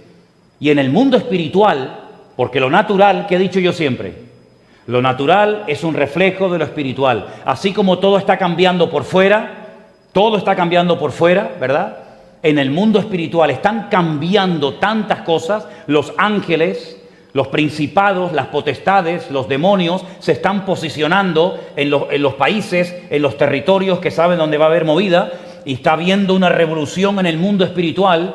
Por eso les quiero compartir, hermanos, que ahora este mes vamos a editar otro libro más de demonología para conocer el mundo espiritual, para que nosotros no seamos ignorantes en cuanto a los cambios en el mundo espiritual que se están dando. Porque os puedo asegurar de que los demonios están como revolucionados, pero también la parte de Dios también está tomando posesión. Porque en los últimos tiempos vamos a ver mucha maldad, pero paralelamente con esa maldad también vamos a ver como el remanente, no todo a nivel general, sino el remanente fiel de hermanos, de creyentes que aman al Señor, se van a despertar y van a volverse ¿a qué? A la palabra. Volver a la palabra de Dios, porque en la palabra de Dios encontramos toda esta y más información que ustedes saben que nos viene muy bien para estos tiempos. Por eso yo creo que es bueno también enseñar en las escuelas dominicales a los niños cosas sobre los acontecimientos finales, para que sepan que todo lo que está ocurriendo no es producto de la casualidad, sino que la fe de papá y mamá y lo que se enseña en la iglesia es la verdad, y lo estamos viendo con nuestros propios ojos. Así que, mis queridos hermanos, ¿qué les parece si oramos en esta noche al Señor y le pedimos mucha sabiduría y memoria para retener todas estas cosas y darnos cuenta de que estamos viviendo tiempos complicados, tiempos de cambios? Pero ¿saben qué, hermanos? Tiempos donde vamos a ver el cumplimiento de la palabra de Dios, y eso tiene que traer un regocijo a nuestra vida como nada en la vida. No hemos sido engañados ni equivocados.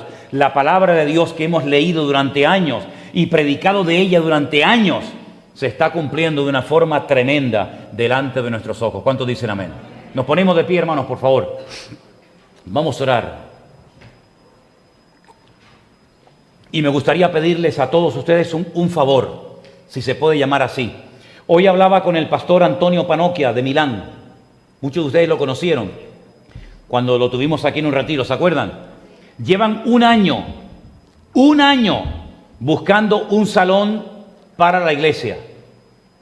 La iglesia en la que están es un peligro reunirse en ella. De hecho, ya prácticamente ni se están reuniendo físicamente en la iglesia, sino todo es prácticamente a través de Zoom y a través de Internet, porque están en un local donde el edificio es muy viejo y todo el techo de la iglesia se ha estado cayendo. Ya se ven los hierros de la iglesia, los hierros del techo, y todo está apuntalado con madera y con muchos puntales, y es un auténtico peligro el estar congregados en esa iglesia. Llevan un año buscando iglesia. Cuando encuentran un local que supuestamente es el correcto, le dicen, no, si es para una iglesia no se lo alquilamos. Esto no porque no sé qué, lo otro no porque no sé cuánto, este no tiene calefacción, y allí donde ellos están hace mucho frío, y una iglesia sin calefacción te puede morir de frío allá adentro. Hoy, hablando con él, dice, hemos encontrado un local extraordinario. Hasta hace 15 días era un salón de baile, una especie de discoteca. Pero ¿saben lo que está pasando?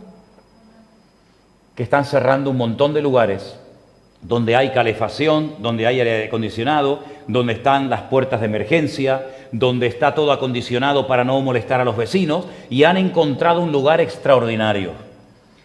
Han hablado con los dueños y el sábado le van a dar una respuesta si les alquilan o no el local. Me ha pedido que por favor lo diga a la iglesia para que oren de aquí al sábado, porque por lo visto tenía que haber ido el lunes una persona a ver y alquilar ya el local y se enfermó y no apareció. Entonces ellos aparecieron al día siguiente y el dueño le dijo, bueno, en principio hay una persona que quería alquilarlo, pero como no apareció, vamos a negociar con ustedes, pero de aquí al sábado, si me contesta el primer señor, él tiene prioridad y se lo alquila a él en vez de a ustedes. Bueno, yo pido que Dios haga un milagro y que haga su voluntad. Los hermanos necesitan urgentemente un local. ¿Tenemos las fotografías? Me mandó unas fotografías para que ustedes lo vieran. Ese es el local que ellos han visto. Un local precioso. Todo el suelo de parqué, muy bonito, amplio, nuevo, con salidas de emergencia. Miren qué salón tan bonito. Miren qué salón tan hermoso. Con aparcamientos, con todas las medidas de seguridad que tienen que tener. Hermanos, vamos a orar en este momento. Cierra tus ojos ahí donde estás. Vamos a orar al Señor. Vamos a pedirle al Señor que por favor le conceda a nuestros hermanos, al pastor Antonio Panocchia, este local que tanto lo necesitan. Por favor, oremos, clamemos por nuestros hermanos para que el Señor les conceda este regalo. Aleluya. Yo quiero pedirle a Cordy, por favor, que nos dirija en oración. A Elena. Ustedes dos, por favor, vengan para acá las dos. Por favor, vamos a orar, toda la iglesia orando al Señor, clamamos al Señor para que el sábado el pastor me llame y yo el domingo les pueda comunicar lo que el dueño ha decidido. Vamos a orar para que el Señor haga un milagro. Aleluya. Oramos al Señor en esta tarde, todos orando, todos clamando al Señor. Aleluya. Gloria a Dios. Gloria a Dios. Sí, ahí mismo. Sí, Señor mío. Gracias, Señor Gracias Jesús. que podemos acercarnos a ti, Señor mío. Sabemos que tú tienes todo bajo control.